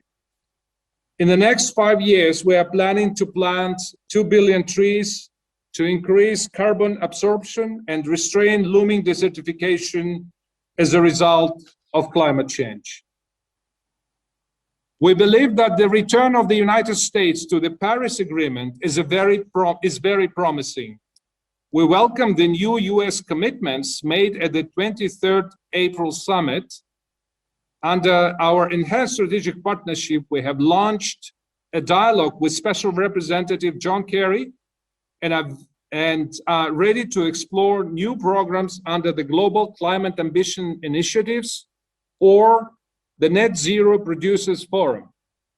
We will also seek additional green financing under the U.S. International Development Finance Corporation, the Millennium Challenge Corporation, and the U.S. International Climate Finance Plan. We are actively working on diversification of our energy sources with great emphasis on renewables. In this context, I would like to invite American companies to take part in green energy projects in Kazakhstan. Kazakhstan has a long-standing policy of legislative support to women and is a first Central Asian country to set up a national entity to promote gender equality. The government of Kazakhstan pays special attention to the issues of economic empowerment of women in our country, as it serves as one of the drivers of socio-economic development of our state. We strongly believe that the investing in women's economic empowerment leads to greater equality, poverty reduction, and economic growth for all. Understanding that true leadership is tested mainly during the crisis and striving to help its neighboring Central Asian countries, Kazakhstan took a step forward to create a systemic mechanism on providing official development assistance through the creation of the Kazakhstan Agency for International Development called KAZAKH. Kazakhstan has provided assistance to Central Asian states, Afghanistan, and other developing countries in the total amount of more than $500 million. Dear participants, Kazakhstan continues to improve its legal regime for protecting intellectual property rights. We have a regular dialogue with the U.S. PTO to learn its best practices in protecting IPR. As it was mentioned by my colleagues, one of the bold initiatives of Kazakhstan to attract investors and improve investment climate is the introduction of a new instrument, a strategic investment agreement. This newly introduced mechanism is aimed at creating better opportunities for investors to do business in Kazakhstan. Ladies and gentlemen, there is an old saying stating that in crisis comes an opportunity. Indeed, today's very important event not only acts as a powerful voice for hundreds and thousands of companies, but also serves as a bridge that connects like-minded entrepreneurs throughout the world. We look forward to further expanding our trade and economic partnerships through networking, regular dialogue, and informative exchanges. For my part, as a special representative of the President of Kazakhstan for international cooperation, I'm ready to provide every support in doing business in Kazakhstan. Thank you for your attention. Thank you. Both to Governor Shukayev and our friend, Ambassador and Special Representative of the President of the Republic of Kazakhstan for International Cooperation, Mr. Yerzhan Kazakhan. Thank you, Governor, for your thoughts on how Turkestan and the region can integrate and cooperate, and that provides a bigger platform for American companies. Of course, Ambassador Kazakhan, you put it very well in Kazakhstan's regional role and how that supports the C5, the United States. And I think I would like to, before we transition to the next panel, I like the thought that in times of crisis, as you said, comes opportunity. And I would like to say that that's what this forum is about, looking at the opportunity that comes out of the crisis. And special credit both to you and your successor, the current ambassador, for enabling this to happen. Benefits Kazakhstan, benefits the region and the United States. And as you look to the future, that's a perfect segue to our next panel on agriculture and food production. And let me now turn to the practice manager for agriculture and food for Europe and the Central Asia region at the World Bank, Mr. Faruk Jungelblad, to take us to the next session. Thank you, Kush. Thank you very much. Thank you, both Governor and Ambassador. Thank you very much. Good morning, good afternoon, good evening, everybody. It's a pleasure to be here and an honor to moderate the next session on agriculture and food. I think it's panel session 2.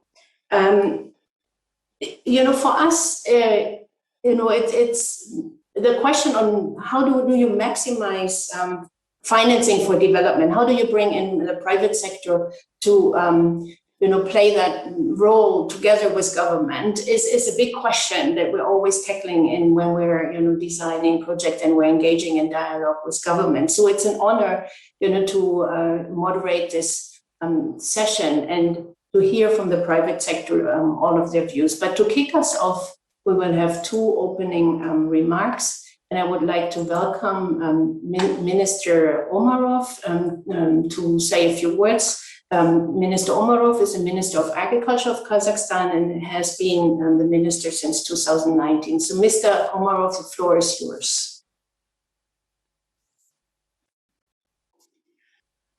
Доброго времени суток, уважаемые участники форума. Позвольте поприветствовать вас от себя лично и от Министерства сельского хозяйства Республики Казахстан. США является наиболее надежным партнером для Казахстана, в особенности в секторе экономики и сельского хозяйства. Казахстан со своей стороны является ведущим партнером США в Центральной Азии. Товарооборот сельхозпродукции и продуктов переработки сельскохозяйственного сырья между Казахстаном и США за 2020 год составил $143,9 миллионов США. За январь-апрель 2021 года составил $36,2 миллиона США. Несмотря на общемировые кризисы, произошедшие за последние десятилетия, торгово-экономическое сотрудничество между Казахстаном и США продолжает динамично развиваться. Принимая во внимание географическое расположение, земельные ресурсы, а также благоприятные климатические условия, Казахстан в будущем может играть важную роль в стабилизации и улучшении продовольственной ситуации в мире. В настоящий момент аграрный сектор Казахстана один из самых быстро развивающихся секторов экономики, обеспечивающий не только продовольственную безопасность страны, но и ее социально-политическую стабильность. Ведь сегодня в аграрном производстве занято порядка 20% населения. Порядка 45% населения проживает непосредственно в сельской местности. С этой целью реализуется государственная программа развития АПК, предусматривающая господдержку для производителей переработки сельхозпродукции. Приоритетами развития АПК является повышение производительности, внедрение новых технологий и переработка сельхозпродукции и экспорт. Приоритетным секторам развития АПК, имеющим значительно нераскрытый потенциал инвестирования, относятся молоко, молочные продукты, фрукты и овощи, масличные культуры, глубокая переработка пшеницы, мясная и органическая продукция. Производство различного вида мяса – это отличная возможность наращивания экспортных возможностей. Государством разработана и реализуется программа развития крупнорогатого скота, птицеводства, овцеводства и свиноводства. В целях привлечения инвестиций министерство ведет активную работу в поиске потенциальных инвесторов. На сегодняшний день на стадии реализации проработки находятся 3 инвестиционных проекта с участием американских компаний, таких как AHCO, Walmart Industries и Tyson Foods.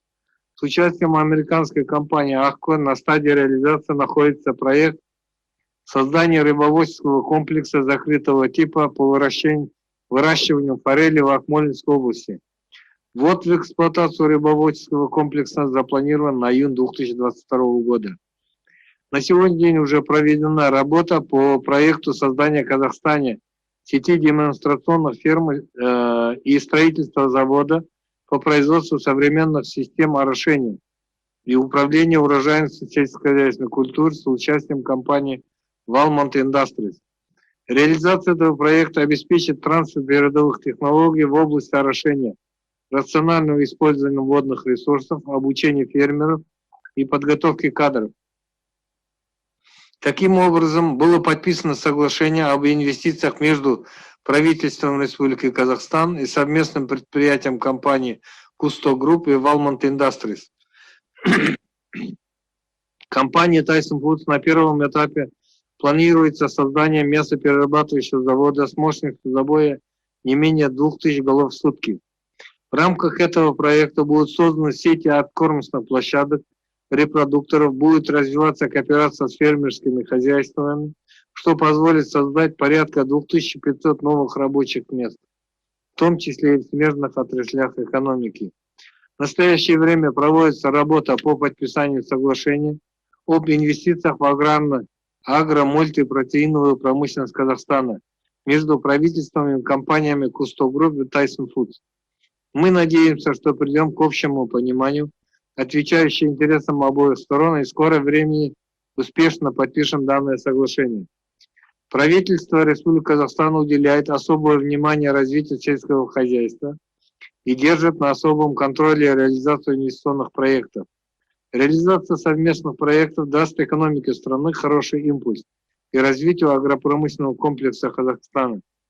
В заключение моего выступления хотел бы подчеркнуть важность дальнейшего развития казахстанско-американских отношений в направлении сельского хозяйства и пожелать всем участникам укрепления деловых партнерских отношений, достижения намеченных целей.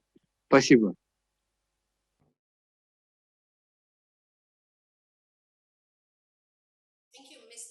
Minister Omarov. I'll now invite Mr. Clay Hamilton, the Associate Administrator of the Foreign Agriculture Service of the U.S. Department of Agriculture, to also share a few opening remarks. Mr. Hamilton, the floor is yours. Very much, Ms. Youngblood. I really appreciate this opportunity, and I appreciate the thoughts and comments that Minister Omarov made. I first visited Kazakhstan about 10 years ago, and I'm very pleased to see the development and the expanse that we've seen in the relationship in agriculture between our two countries.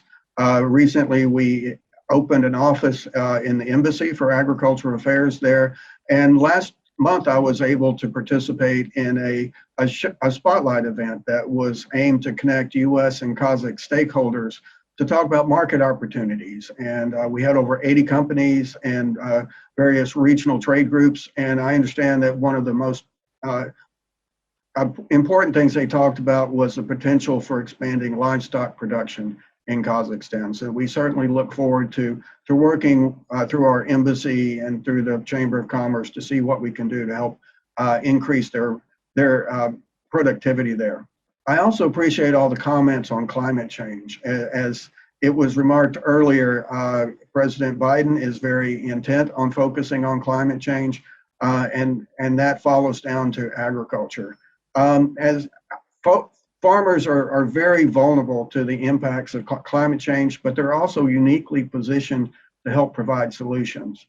This is not a problem that one country created, so it's something that we all have to work together, and we look forward to opportunities to continue collaboration with Kazakhstan to see what we can do to identify technologies, practices, or other things that would be suitable for our farmers to try to improve their position. In USDA, we're investing in innovation to enhance existing approaches. We want to deliver new ways to grow and use food and fiber, and to build more resilient food production systems. And I think that's something that Minister Omarov is very interested in doing as well. I applaud their efforts to be climate neutral by 2060, to plant trees. Those are all very good steps. And I was also very pleased to hear that they're focusing on gender neutrality and reaching out to groups, because for agriculture, this is particularly in climate change, this is something that we need to really focus on for small farmers, women, families, youth, and other areas. I also want to encourage Kazakhstan, particularly in their Eurasian Economic Union, as they're developing regulations and looking to expand trade opportunities. We hope that they will continue to focus on science-based decisions and make sure that as they go through and develop their regulations, they look to the international standard setting bodies such as Codex, the World Organization for Animal Health, and the International Plant Protection Convention. Those organizations provide an excellent source for information and guidance on how to develop programs and regulations that allow trade. Those are some things that we support very strongly. We look forward to continuing discussions with Kazakhstan and provide more information on these as they move forward. I think this is an excellent opportunity to have programs like this. We appreciate all of your participation, and we look forward to hearing the results of this conference and seeing what are the areas that we can do to work together, share information, collaborate, coordinate. As I mentioned, we're all in this together as far as climate change and trying to protect farmers. And so we see a lot of potential in this type of partnership. So thank you very much. I look forward to hearing the results of this conference and seeing what our next steps will be. Thank you very much. Mr. Hamilton, very much appreciated. We're now moving to our distinguished speakers, and we have 6 speakers. And given that the time is quite limited, we're going to have a number of questions to each speaker rather than having a whole presentation. So I'm going to start with our first distinguished speaker, Mr. Stephen Kaniewski. He is the CEO of Development Industries, and I'm not going to, they all have very distinguished biographies, and so I'm not going to list all of them because I think we're short of time and we'd rather spend some more time on the questions. So he has been the CEO since 2018. So Mr. Kaniewski, as a first question, we already heard the minister also speaking about the work with Kustu Group. So how important can the Velman Kustu project be in Kazakhstan's effort to diversify its economy? Okay. Well, thank you again to the entire panel, and thank you to Minister Omrov for his support in our agreement. I want to just start off by saying my home state of Nebraska produces $25 billion of economic development around agriculture with less than 2 million people. And so not dissimilar to the country of Kazakhstan that has tremendous lands and water and natural resources available to it. This is the opportunity that we believe that this agreement helps to move the entire agricultural effort forward. And as we heard from the panel earlier, COVID really did change some things around both food security, as well as, I think, expedite the environmental, social, and governance efforts of food producers around the world to show that we can do this in a very responsible manner. And as we see from the top down, the Unilevers and Nabiscos, other types of food companies really are pushing down through the producer segment those requirements to demonstrate environmental effectiveness. And I think our project really stands at the forefront of doing that. It'll use the latest technologies out there to conserve water. And as you not only conserve water, you get more yield from the land that you've already put into production. You bring less land actually into production. You don't have to destroy as much forest. You don't have to use as much resources to spray, to seed, everything else that goes with it. And so the real benefits for Kazakhstan will come around broad-based economic development. As the minister mentioned, it gets out, there's less concentration in ag, so you kind of can get it out throughout the country to a number of people. And really, I think that is one of the biggest benefits that we see is that this will really lead to a protein-based ag economy that can support the entire region as it grows, the population grows, and diets improve throughout the region. It's also going to create an ecosystem that around protein. And we've gone into other places around the world that have become bread baskets and protein baskets, whether that's Australia, New Zealand, Brazil, South Africa, other places. And it's this kind of technology that to know that the food sources of the cattle, lamb, chickens, and others will be there that allow other companies to follow.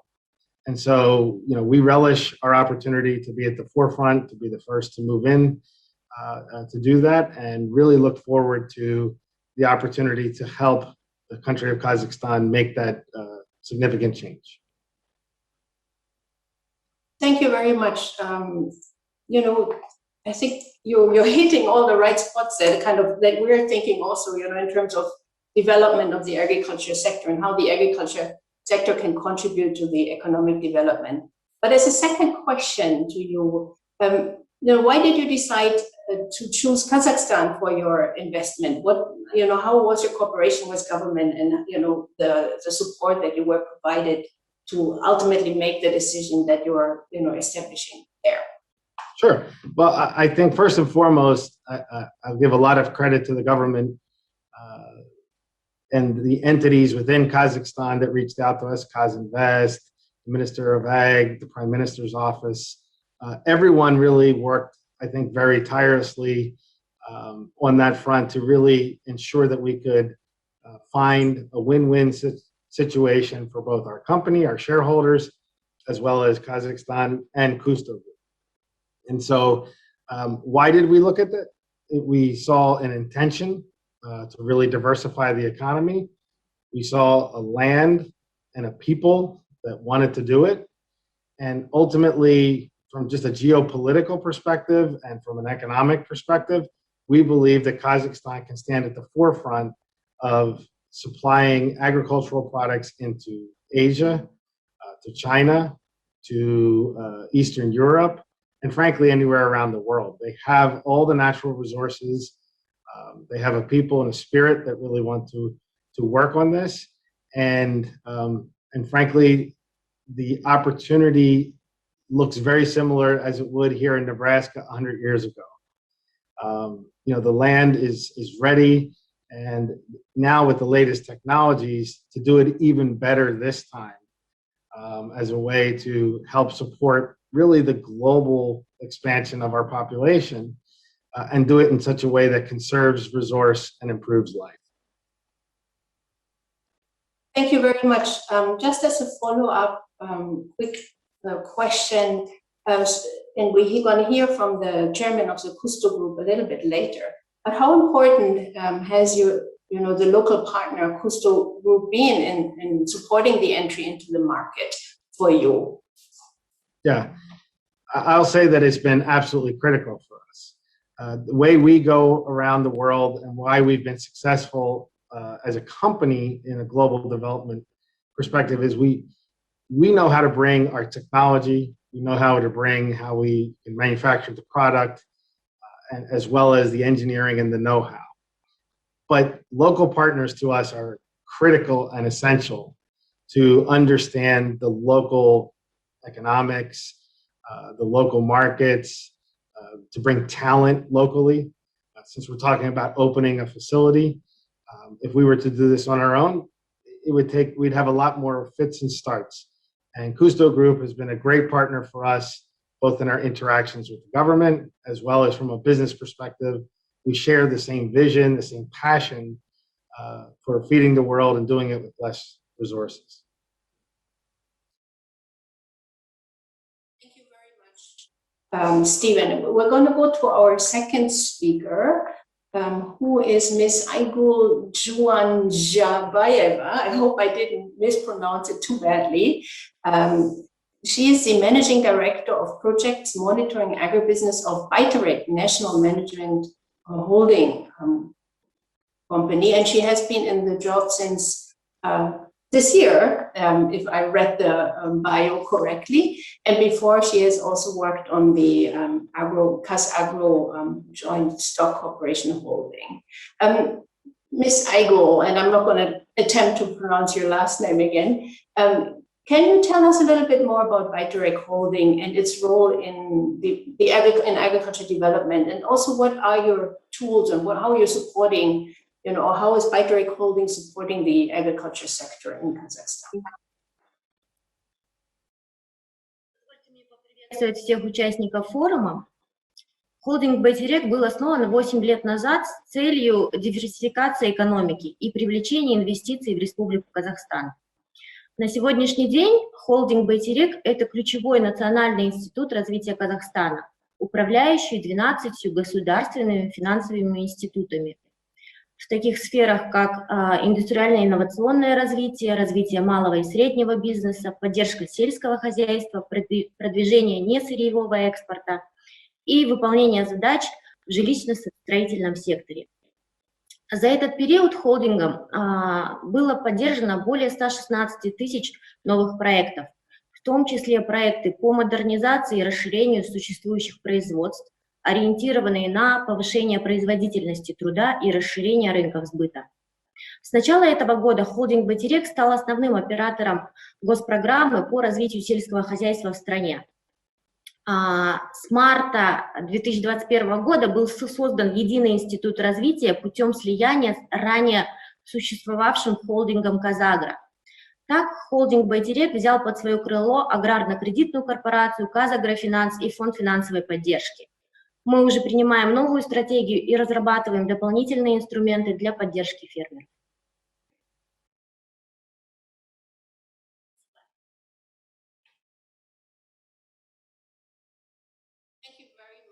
So just as a follow-up question, so how does Bayterek Holding facilitate, more international cooperation and, foreign investments to kind of further develop the agriculture sector?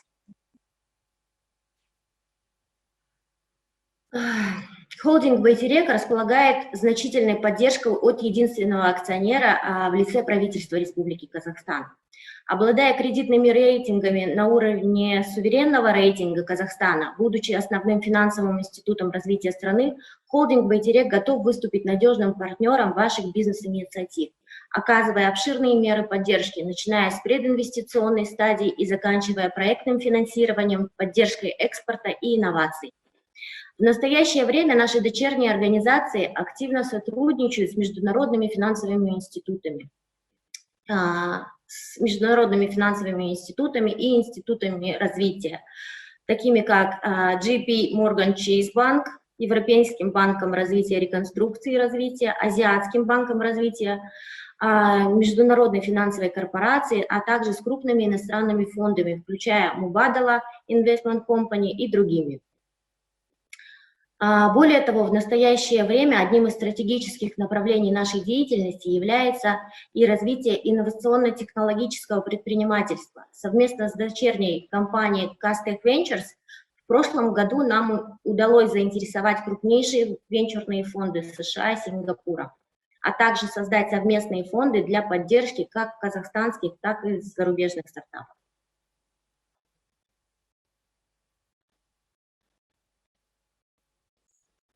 Thank you very much. And let's go to the next speaker. The next speaker is Mr. Chris Langholz. He's a president of the international business and on Tyson's Food, and he has joined Tyson's Food in 2019. Chris, if I can ask you the first question. So tell us a little bit more also about how your partnership with Kusto Group came together. As one of the world's leading protein companies, similar to the question to Valman, what is it about Kazakhstan? So why is it, that you decided to pursue this opportunity in Kazakhstan? Thank you for the invitation to be on the panel, and thank you to first of all, Tyson Foods. On behalf of Tyson Foods, thank you to the organizers for this important forum, and also a special thank you to Minister Omarov for his leadership and support. So, good questions about the origin story on this venture and why Kazakhstan. Tyson Foods is on an aggressive international expansion and going into new geographies. We're looking for all of our proteins, how we serve customers all over the world and looking for multiple origins. It just so happened for this venture for Kazakhstan, our network of specialty cattle feeders, we have a supplier named Mr. Bill Price in North Dakota, United States, who we work closely with on, and he introduced us to Jurgen of Kusto. And from there, the vision of putting together a state-of-art U.S. designed beef plant with a supply chain in Kazakhstan began.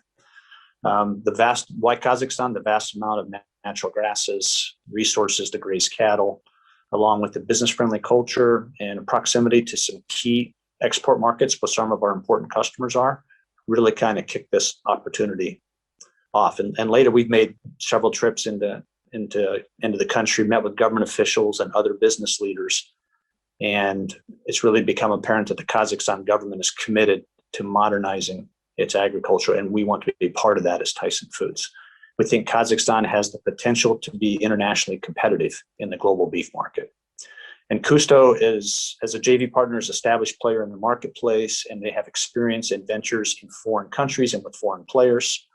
So that gives us confidence in working with them. And just now is a great opportunity for Tyson, Kusto, and the Kazakhstan government to come together in this time and energy in this fantastic vision.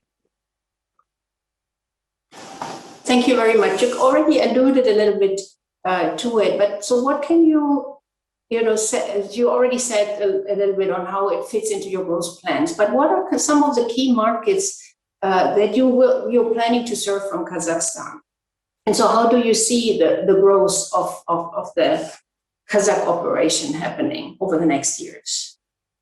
Yeah, it's a good question, and we're very excited for this potential, again, with our customers around the world. So it really, what customers and what markets we'll serve will depend on our quality because of the genetics program and the feeding program that we talk about, the whole ecosystem, and then the reliability of supply, so we can commit to customers. So quality of the animal, the ecosystem, resiliency, and the consistency of supply will determine the markets. We think we can produce for our customers in Asia, in Europe, and in the Middle East coming out of this plant. Today, we sell beef products into more than 50 countries through a global sales network of offices that we have, and we're confident we can find the best markets for this joint venture. Probably the top market is going to be China, proximity, and also large-sized market. And the Chinese consumer is rapidly upgrading to premium beef cuts, and Tyson has a very big beef presence already in China, and we know the Chinese consumer really well. We serve all the proteins to her. And so I say the second market is probably the Middle East. There'll be good halal credentials coming out of this operation, and the premium quality that we expect can attract the right kind of customers in the Middle East. Overall, this joint venture is an unlock for the broader global options of supply for Tyson. It fits nicely into our global network. We could see this venture migrate into other proteins depending on the success of the beef project, because Kazakhstan has a lot of natural competitive advantages that the other panelists have talked about for basic agriculture. Yes, so just as a follow-up, and you alluded to it already a little bit also, so how does this strategic partnership that you're having with Kazakhstan, strengthen Tyson as a whole, but also including your U.S. operation? Yeah, well, we see this as a win-win-win all the way around, especially for our international customers. They win because they have another choice of supply for high quality beef. And that's really important. Beef consumption is really strong in many of the markets. And for Tyson, we bring our technology and our U.S. beef industry know-how. We blend that with Kusto's local insights and capabilities to come together to take a big leap forward to advance the development of a modern beef livestock supply chain in Kazakhstan. So we're both excited and confident about this vision. The venture will be a foundation for an extended number of collaborations between Kazakh and U.S. agricultural institutions, from private companies to universities, research centers, and government agencies. So what do we expect is Tyson to learn a lot about international market development in this process, while simultaneously supporting Kazakhstan's development. Thank you very much, Chris. And from our side, since we've also been working on the the livestock sector, we're quite excited also about this question on sustainability and inclusiveness of the sector, and how do you bring more farmers into the picture. So I think that is something that we'll hopefully see a lot of as this is going forward. So thanks a lot for answering the question. And we're moving to our fourth speaker, Mr. Erdinç Güzel, who is the General Director of Coca-Cola KAZAKH, Kazakhstan, and he has a long experience in Coca-Cola. He's joined Coca-Cola in 2009 and has been working in Central Asia for Coca-Cola for quite some time as well. So, Mr. Güzel, you're one of the first international investors that came to Kazakhstan almost 30 years ago and, have been operating successfully. So what further opportunities and possible risks do you see for your business and the industry overall in Kazakhstan? Thanks.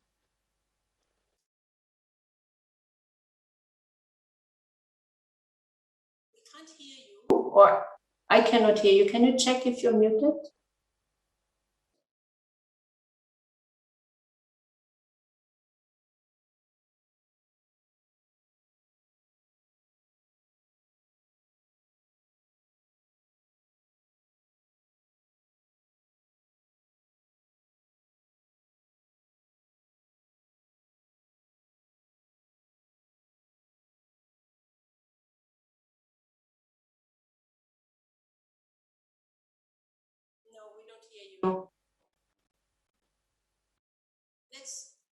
What I suggest is you kind of work on that together with IT, and then we'll come back to you at the end. So we're going to move on with the next speaker.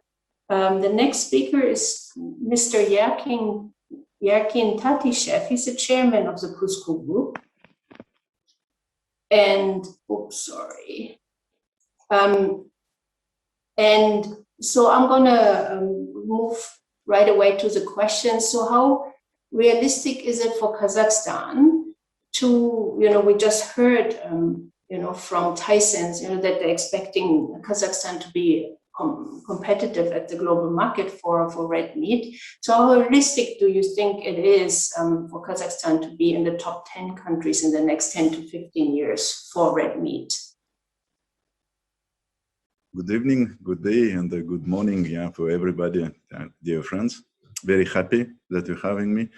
And really, if you're talking about agriculture, and I think that Steve and Chris told a lot, about this future strategy and minister, and we have great government support from different institutions, from ministry, from prime minister, from president.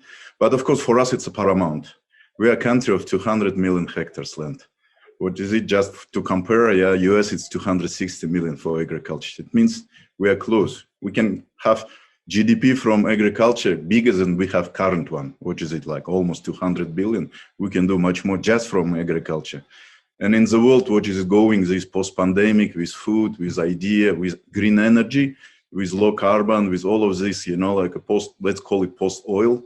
For us, I think this is something which is like a crucial and very important and highly impactful. And it's on social level too, because of, 10 million people still living in rural areas, still need prosperity, still need good schools, roads, good jobs, good salaries, good companies working with them. We want to bring to our supply chain for the first up to 100,000 small farmers who will have, now sustainable revenue, can teach their children. This is very important for us to do that. And it's important economically, socially, and of course for future generations, come to have the strong incomes, in a great area. And by the way, it's a very tasty meat. On the latest Dubai Expo, Food Dubai Expo, we were #1 and beat every customer who brings their meat. It was a blind tasting from best chefs of Dubai restaurants, which is quite big, and they put us 9 to 10 points. Just the way closer competitor was 5 out of 10. You understand, we are very tasty, but we can do it on scale. We can do it, I think, on very green level, with respect to society, to nature, with respect to the newest technologies. And of course, it's a huge way. It's not easy job.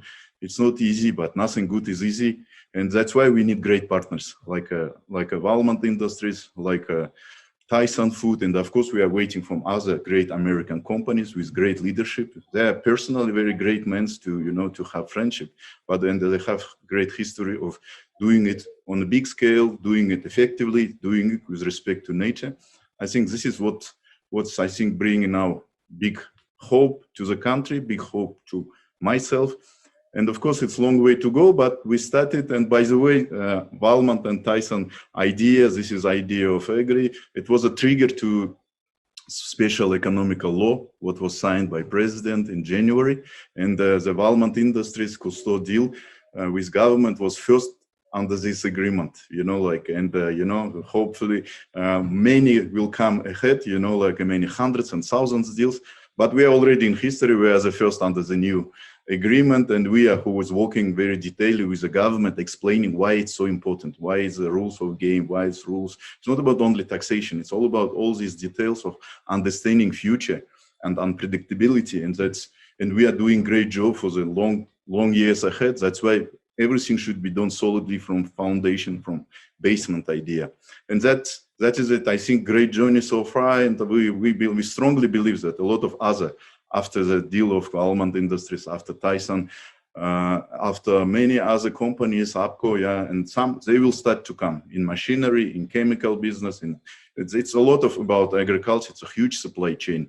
And this is, we can feed the world. The Kazakhstan can be part of on this map as a strong supplier, sustainable supplier, respectable supplier of quality food to the world, which is very important, you know, it's for us. And I think it's economical prosperity what will bring to the people, to the government, to everybody. This is another joy what we'll enjoy in future. Thank you very much. You already alluded to that. So as you grow your agriculture production, you know, the question on sustainability, you know, and you know, concerns for natural resources becomes stronger. So, you know, how can Kazakhstan address this problem that, you know, when you're increasing your agriculture production, you know, how do you take account of the great companies with great technology? That's why Texas A&M, it's a leading university for agriculture, is coming. It just signed big agreement with the government of Kazakhstan about knowledge, you know, like a knowledge supply, all about sciences, all about these high standard qualities. That's why we need best of, you know, like they're not best of guys as a persons. We need best of companies as a companies with a huge, good leadership teams. And of course, we need knowledges, we need educational, a lot of support on that case. And we see it's moving quite fast. You know, myself, I'm in board of trustees, few universities in Kazakhstan, and by a few months ago, we signed to open big hub between Alma University and Arizona State University, which is one of the biggest and leading university coming from that area with a lot of huge development, and they're creating regional hub for different education here for all regions, for all Central Asian and Asian. This is a good sign. You see that when the knowledge will come, quality people, quality company, and we have seas, we love our own land, we don't want to kill them, we want to protect it for the 1,000 years ahead. I think altogether somehow it should work in a nice formula. Thank you. And just as a follow-up, I also understand, you know, that you're focusing a lot on local production of modern agriculture seeds. So why has that become a priority for your Kusto group? Yeah, we started several, and yeah, I forgot to mention about 3G Baumgartner. It's a small but family with 30 years experience who is working non-GMO seeds, and they come as the first comer, you know, for this new frontier. They come to help us to impact the Kazakhstan and the family of Baumgartner. Because for everything to start, you need seeds. You need quality seeds, you know, high-level science seed. What is a natural? What is it not? Hormone change. In Kazakhstan, we don't have GMO allowed. That's why it's we're having natural, and with new technologies, with the pivot system, with all these agricultural processes, and we can create all this with hundreds of thousands of farmers. And of course, offtake like Tyson companies who is working in 50, 70 countries around the world. I think this is going to be a nice chain, which is helping in each part to each other. And with support of government altogether, looks like it can work and can change a lot of stuff. And I'm happy to hear it. And I'm happy that on this panel, we'll talk a lot of agriculture. This will be future fuel and energy of Kazakhstan. Thank you very much, Mr. Tatishev. Mr. Guzel, do we have you back on?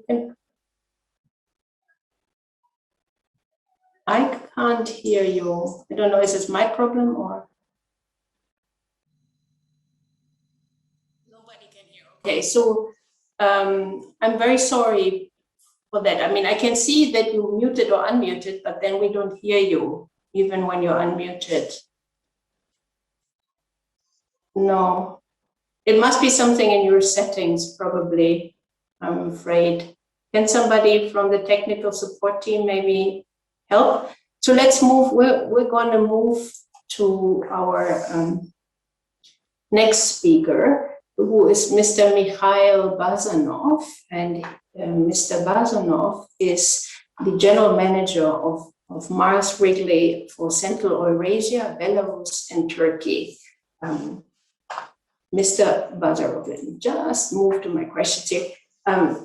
Could you share about the development of the regulatory landscape in Kazakhstan? And so how was your experience in engaging with authorities on, assessing impacts of regulations and, and engaging in the business environment, which is often, something we hear a lot from the private sector, that this is, a difficult area to overcome. So tell us a little bit about your experience. Yes, dear Frog, thank you for your question. Just want first to check that you can hear me well. We hear you well. Very good, thank you. Dear Mr. Minister of Agriculture, dear ladies and gentlemen, thank you for this opportunity to take part in this meeting and share our experience on engaging with authorities and on regulatory impact analysis. But before that, let me share a little bit about our business. So Mars is a big American confectionery, food and pet care company.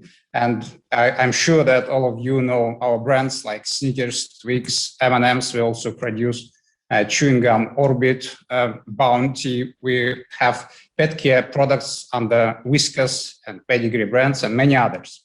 We are one of the largest confectionery producers in the world and one of the largest manufacturers of pet food. We have offices in many countries.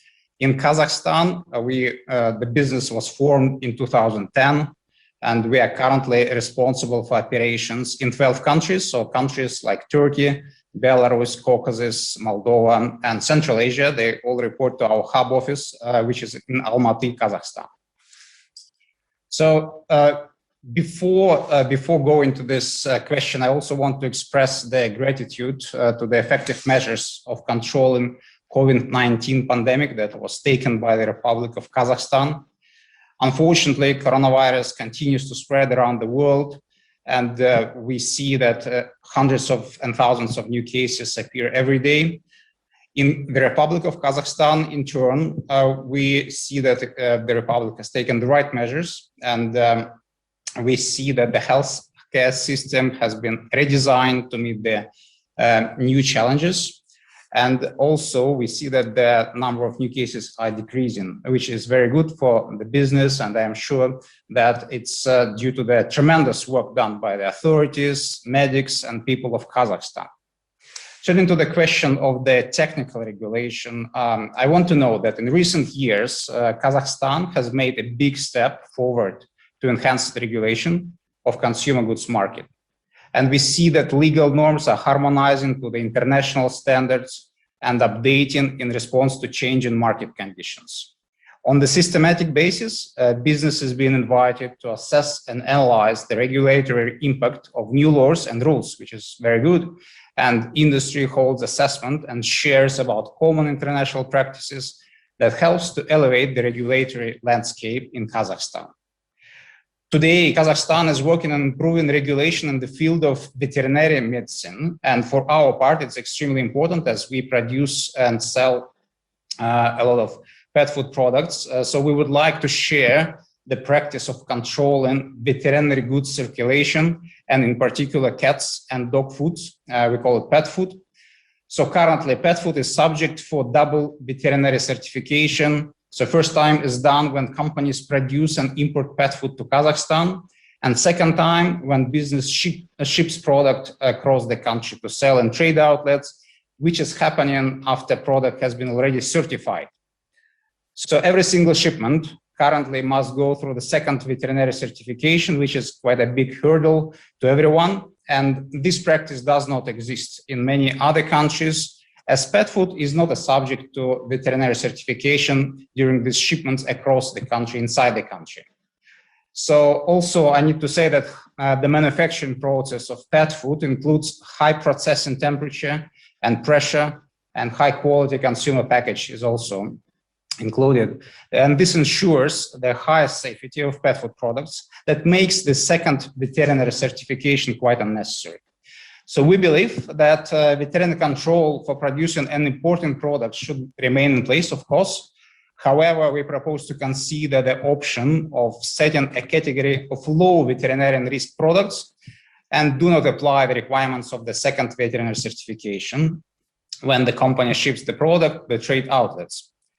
This will reduce the workload of veterinarians and free up resources to control more high-risk categories like fresh milk and fish and meat.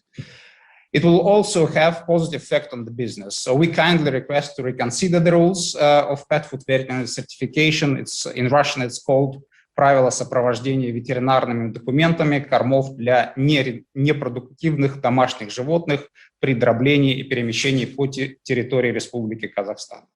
It's a common practice in the world. So in our turn, we are ready to share the expertise from other countries and take part in the discussion of this case. Thank you. Thank you very much, and I think that's a good example of how where business regulations and procedures sometimes can also facilitate further private sector engagement. But could you tell us a little bit more about, you already alluded to it on the COVID impact and situation, but what are your priorities to manage your business through the COVID pandemic? Yeah, thank you for your question. Our first and foremost priority was to ensure and is to ensure safety of our associates. And since the start of pandemic, we have been following all recommendations and guidelines shared by authorities. There has been a bit of ambiguity in the very beginning, I need to say, but still it helped us to navigate and set focus areas for managing through the pandemic. We have changed ways of working, started to operate remotely. As we are a food company, we could not avoid our sales team to work 100% from home.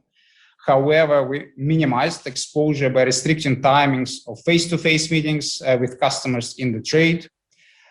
We also presented our teams with all necessary protective equipment like masks, gloves, sanitizers, etc. And every second month, every associate gets a pack of this equipment. But also we developed and deployed contingency plan that enables us to ensure smooth shipments and distribution of our products. We have closely worked with our distributors to ensure that all members of our value chain follow the strictest safety guidelines and rules. Also, additionally, we have connected with our partners in Red Crescent to identify which social groups required immediate support. So together with Red Crescent, we have engaged with medics, with volunteers, with people in need, and provided support for more than $100,000 during this pandemic. Also, as we are the pet food company, we are working with pet shelters in Kazakhstan, and we knew that from the very start of the pandemic, they had little chance to assemble additional donations and attract volunteers due to established safety restrictions. So to support them during this period, we have provided them with free samples of pet food products. And together with one of our retail partners, a supermarket chain called Small, we have launched social activation, inviting consumers to donate for pet shelters. So we continue to follow all sanitary guidelines and rules. We continue to promote safety rules and encourage associates to vaccinate. Safety of our associates would remain our priority, definitely. And safety guidelines and actions coming from authorities will help us to manage through this crisis. Thank you. Thank you very much. Let's try to go back to Mr. Buzo. Yeah, I guess finally I did it. Super. Yes, we can hear you very clearly. So, the first question to you was, so you've been, operating there for almost 30 years in the country. So one of the first international investors that came to Kazakhstan. So where do you see further opportunities and possible risks for your business and the industry in Kazakhstan? And I think I'm probably beyond. Thank you very much, Ms. Youngblood. and apologies again for the inconvenience. Dear Minister Omarov, esteemed guests, dignitaries, colleagues, it's my pleasure to greet you all on behalf of Coca-Cola Kazakhstan. We all very much appreciate and welcome the U.S. Kazakhstan Trade Forum, which helps promote bilateral trade and investment prospects. And I believe this forum will generate new ideas, recommendations, and perspectives, how we can all contribute to the future acceleration of the economic growth and especially strengthening the investment image of Kazakhstan. We as Coca-Cola have been operating in Kazakhstan since 1994 and creating directly and indirectly over 7,000 jobs in the country, and our total investment has exceeded $500 million so far. Our investments include 2 greenfield plants, one in Almaty and the other one is in Nur-Sultan, with a total of 14 production lines.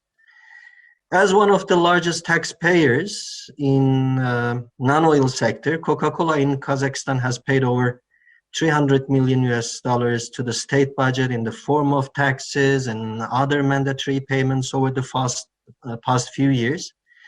And being a responsible corporate citizen, we support social and environmental projects in the country. We have contributed nearly $500,000 only to COVID-19 relief assistance projects in the last 1.5 years.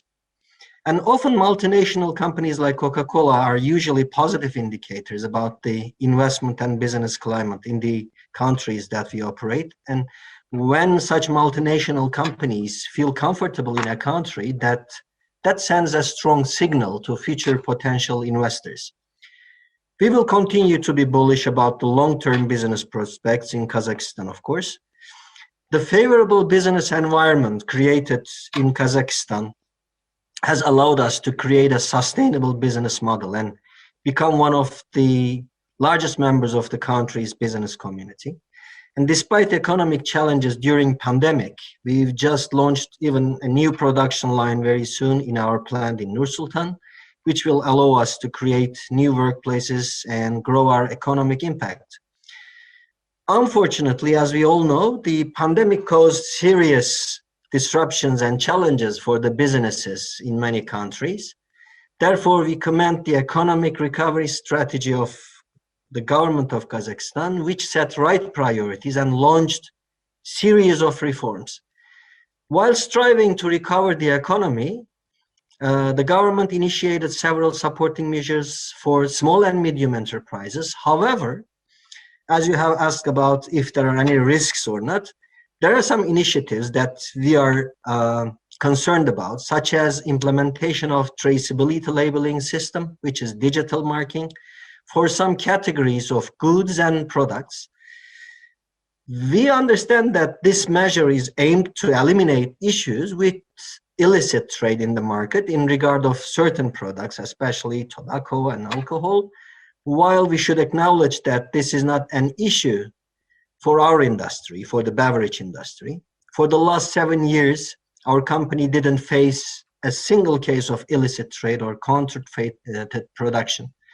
And implementation of traceability labeling requires additional investments, and international experience shows that due to the complexity, complicated implementation mechanism, it is very likely to cause disruption of production process, which will impact our volumes and financials and subsequently will force us to revise some of our future investment plans.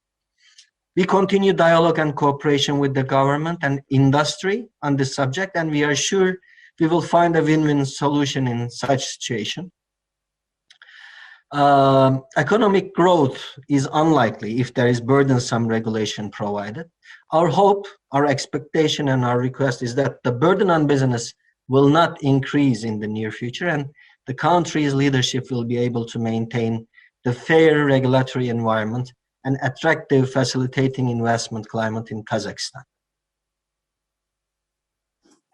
Thank you very much. I think, you're raising a very interesting point on the traceability, because I guess this will depend a little bit on products, because it is not necessary. I mean, it's also a consumer demand, or we see, I mean, in a lot of our dialogue with various countries, we're seeing that countries have to get ready for more digital and more traceability, given that this is kind of what the markets that you're exporting to are demanding. So I think that's an interesting discussion to have and to think about going forward. But a second question to you: what is the strategy of Coca-Cola in regards of attracting and working with local suppliers?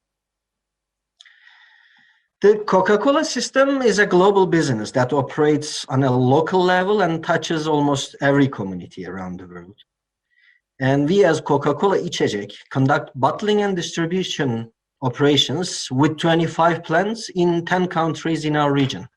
And mainly our products are produced, distributed, and sold locally, and we are always interested in opportunities to source locally where it is possible.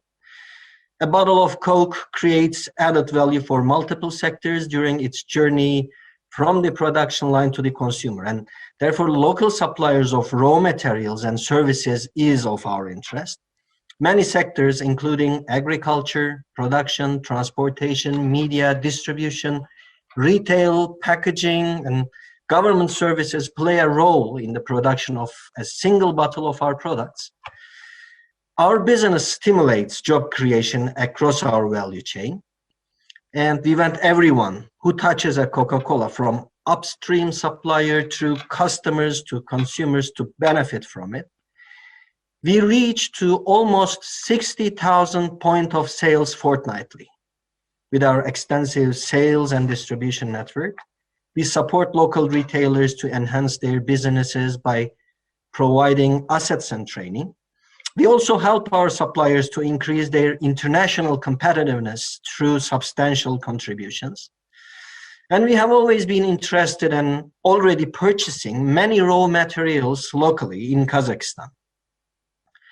If to look at supplying some more raw materials locally, we can say that from the very beginning of our operation in the country, we have been interested in purchasing sugar locally. On a constant basis, we keep monitoring the situation with local producers, as well as actively participate in the process of attracting investors into this sector. Just recently, together with the Ministry of Agriculture and Atamekan, we had set a number of meetings with existing sugar producers and new ventures to discuss their capacities and our demands. Partnering with local producers, of course, is mutually beneficial, as beverages industry is one of the biggest buyers of sugar in the country. And moreover, if producers will satisfy quality, especially quality, volume, and price requirements, there is a high potential for the export to regional countries such as Azerbaijan, Kyrgyzstan, Tajikistan, Uzbekistan, and Turkmenistan, where our plants are operating as well. And we believe it should be a strategic priority for government of Kazakhstan to help improve the capacity of local sugar producers so that they can satisfy the quality, quantity, and cost-effective needs of companies like Coca-Cola in the region. During this discussion, we also raised issues or obstacles that we face from both sides, and one of them became to be a possible excise tax on sugar-sweetened beverages, which is quite new, which is under discussion nowadays. And this initiative concerns us and sugar producers as it directly affects terms of partnership. In such situations, we are unable to commit and plan anything, as we expect significant price increases on our products. And as a consequence, there will be a high inflow of imported products from Eurasian Economic Union countries, which do not have sugar excise tax for beverages. And these factors will directly affect our production volumes. So our demand won't be fixed, even will be diminishing. And overall, the local prices will increase. Kazakhstan's export will decrease, whereas import will increase. For instance, Russia is the biggest sugar supplier in EU, Eurasian Economic Union countries, and doesn't apply excise tax on sugar sweetened beverages in their country. Kazakhstan market is very dependent, especially in quality sugar, on foreign and mainly Russian suppliers, not only in terms of prices, but volume as well. Therefore, development of Kazakhstan sugar producing industry is of a high importance, while introduction of regulations such as excise tax on sweet beverages could be a very big barrier to its development.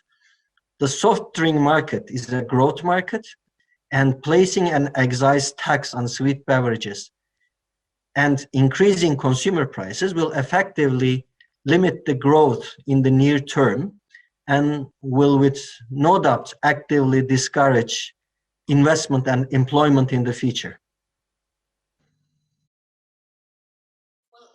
Very much for these comments. I think, from just, if I'm allowed to make a remark kind of from the World Bank perspective on that, I mean, we're looking also increasingly kind of into the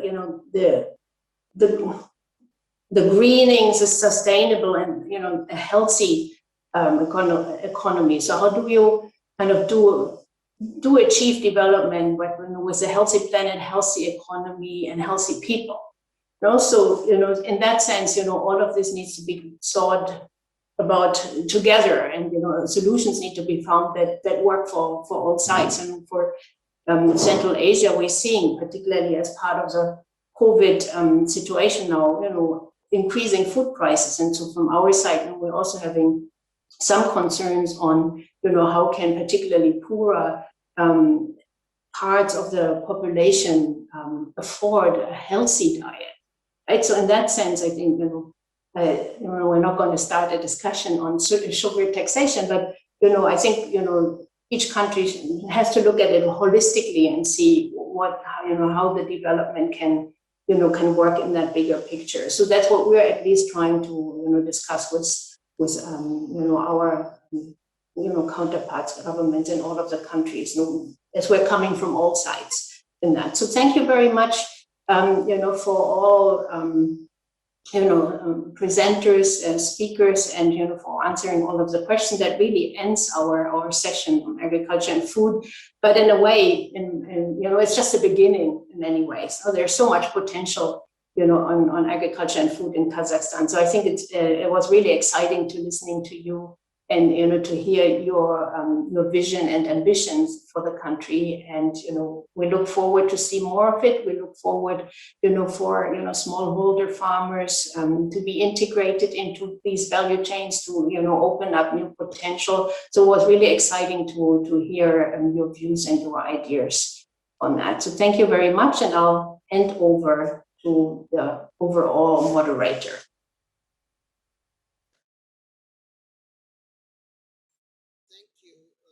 Very much for that very informative session, which we truly appreciate on a really important sector that Kazakhstan, with partnerships with American companies, global companies, can really do a tremendous amount on. So we thank each of the speakers, thank the World Bank for its role, and we will now move on, I believe, to the MOU signing ceremony.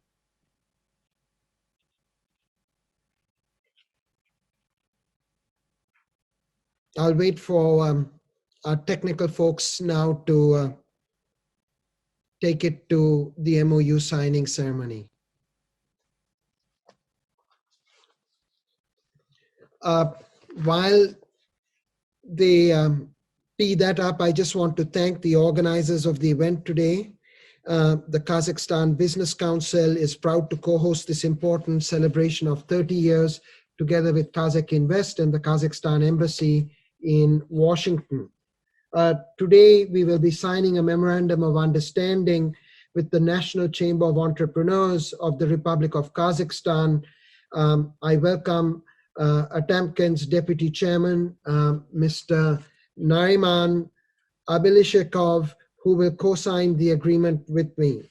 So I think at this point, I just want to ensure that yes, we do have, and I'm delighted to meet you, Naiman, and we definitely look forward to the collaboration between our organizations, the U.S. Chamber of Commerce and the Kazakhstan Chamber. The U.S. Chamber of Commerce's work throughout the world is in support of free enterprise, and that can be expanded today with this MOU with the National Chamber of Entrepreneurs of Kazakhstan, the Atamken, that you are the deputy for.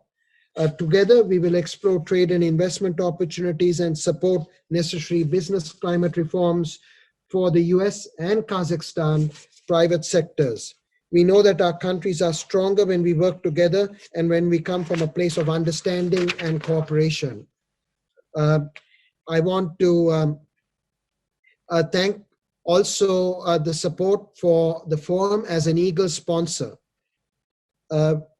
We also have a common ally in our friendship with TOB and its president, Rafat Bey, who I understand joined part of the forum today.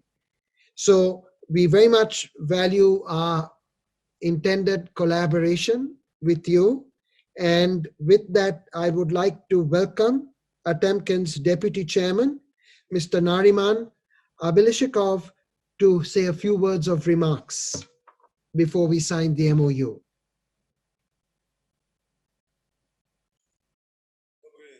Вечер, дорогие участники юбилейного 30-го форума, посвященного установлению дипломатических отношений между Соединенными Штатами Америки и Республикой Казахстан. Я выражаю надежду, что итоги форума и подписания меморандума о взаимопонимании между Национальной палатой предпринимателей Атамекен Республики Казахстан и Торговой палатой Соединенных Штатов Америки станут значимым вкладом в процесс развития взаимовыгодного торгового, экономического и научного сотрудничества между предприятиями-членами двух государств. Позвольте пожелать участникам форума успешной и плодотворной работы. Благодарю за внимание.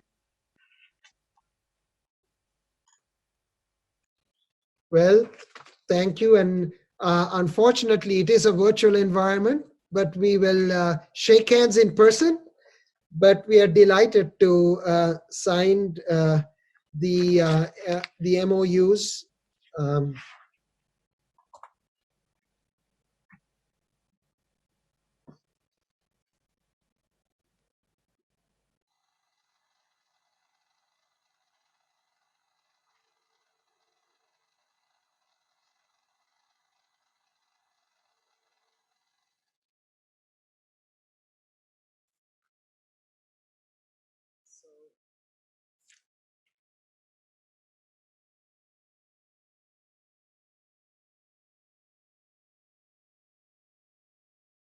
As we continue to celebrate the 30th year of U.S. Kazakhstan relations during this forum, the U.S. Kazakhstan Business Council will build on this momentum and this MOU with an agenda focused on realizing the full potential of the key sectors that will be discussed again, that were discussed today and that will be discussed again tomorrow.